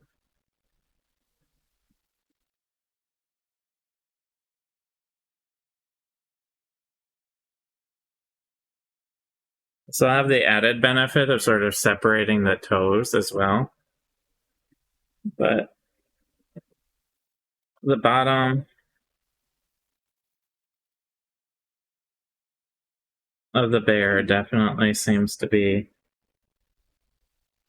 the darkest spot.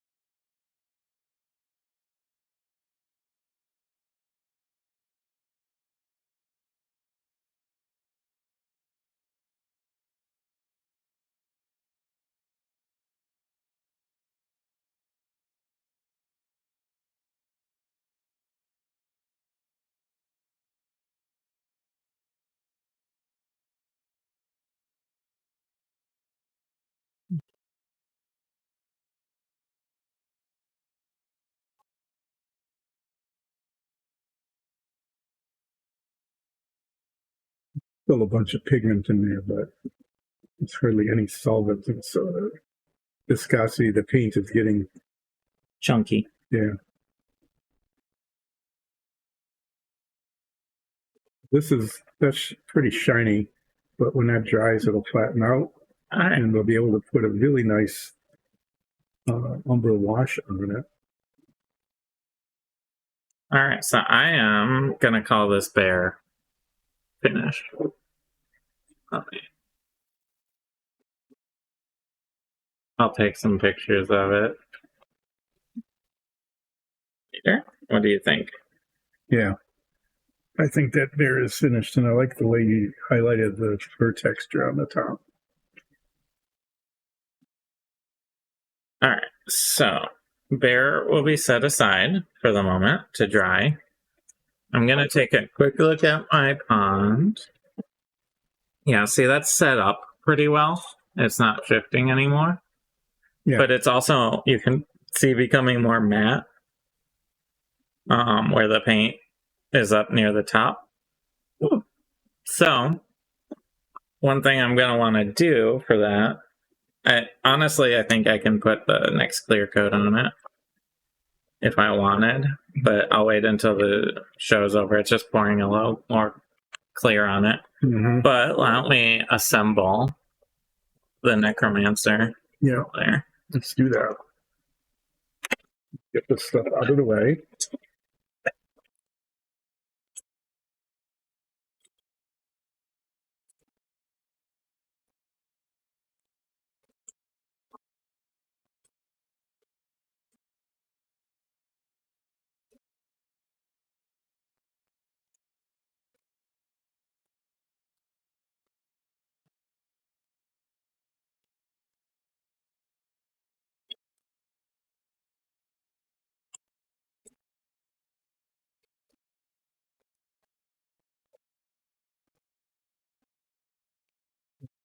Forget the mug is there until I can get over it, okay? Mm-hmm. Let's see. And then we have two. What am I missing?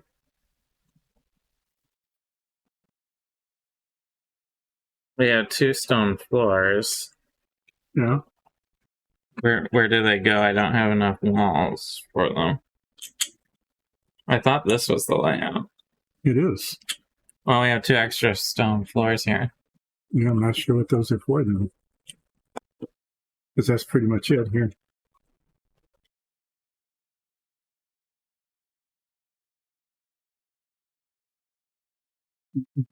Up a little bit. You can see the whole thing. Reaching its maximum range here.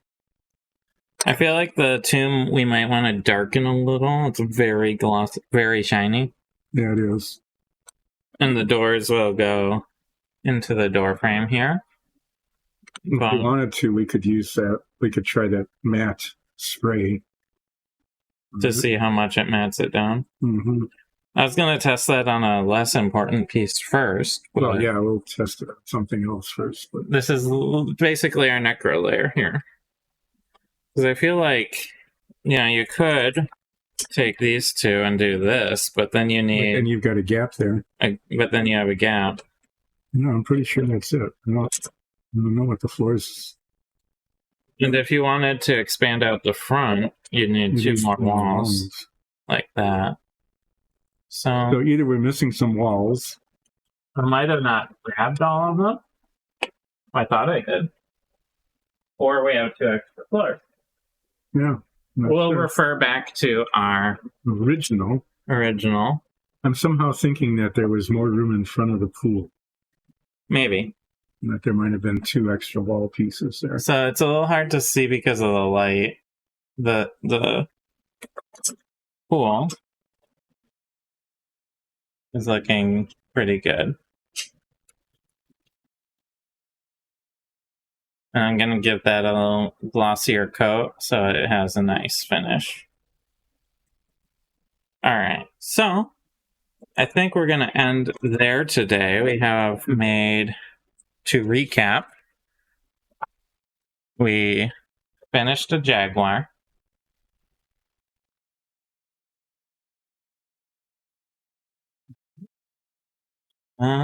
We've started and finished a bear. Bark, bark, bark. And finished a little rat. Finished a wee little rat. And pretty much finished a necromancer sarcophagus. So let me get back in shot. We're gonna go to an end screen, and then I think I'll be sending a raid over. So please stick around and check out the looks like Otterly Tiffin. So yeah. Yep. Thanks We'll for joining us. see you. We have Sunday, 2 p.m. Eastern. There you go. We have our main D&D stream, so please check that out here on Twitch. And otherwise, we'll be back with more painting on Monday, regularly scheduled time and all that. Yeah. Playing with the magnets. They're actually, these new magnets are a lot stronger than the old ones. Yeah, they work really well. So, we'll be on an end stream, and then check out who we raid. Thanks. Bye.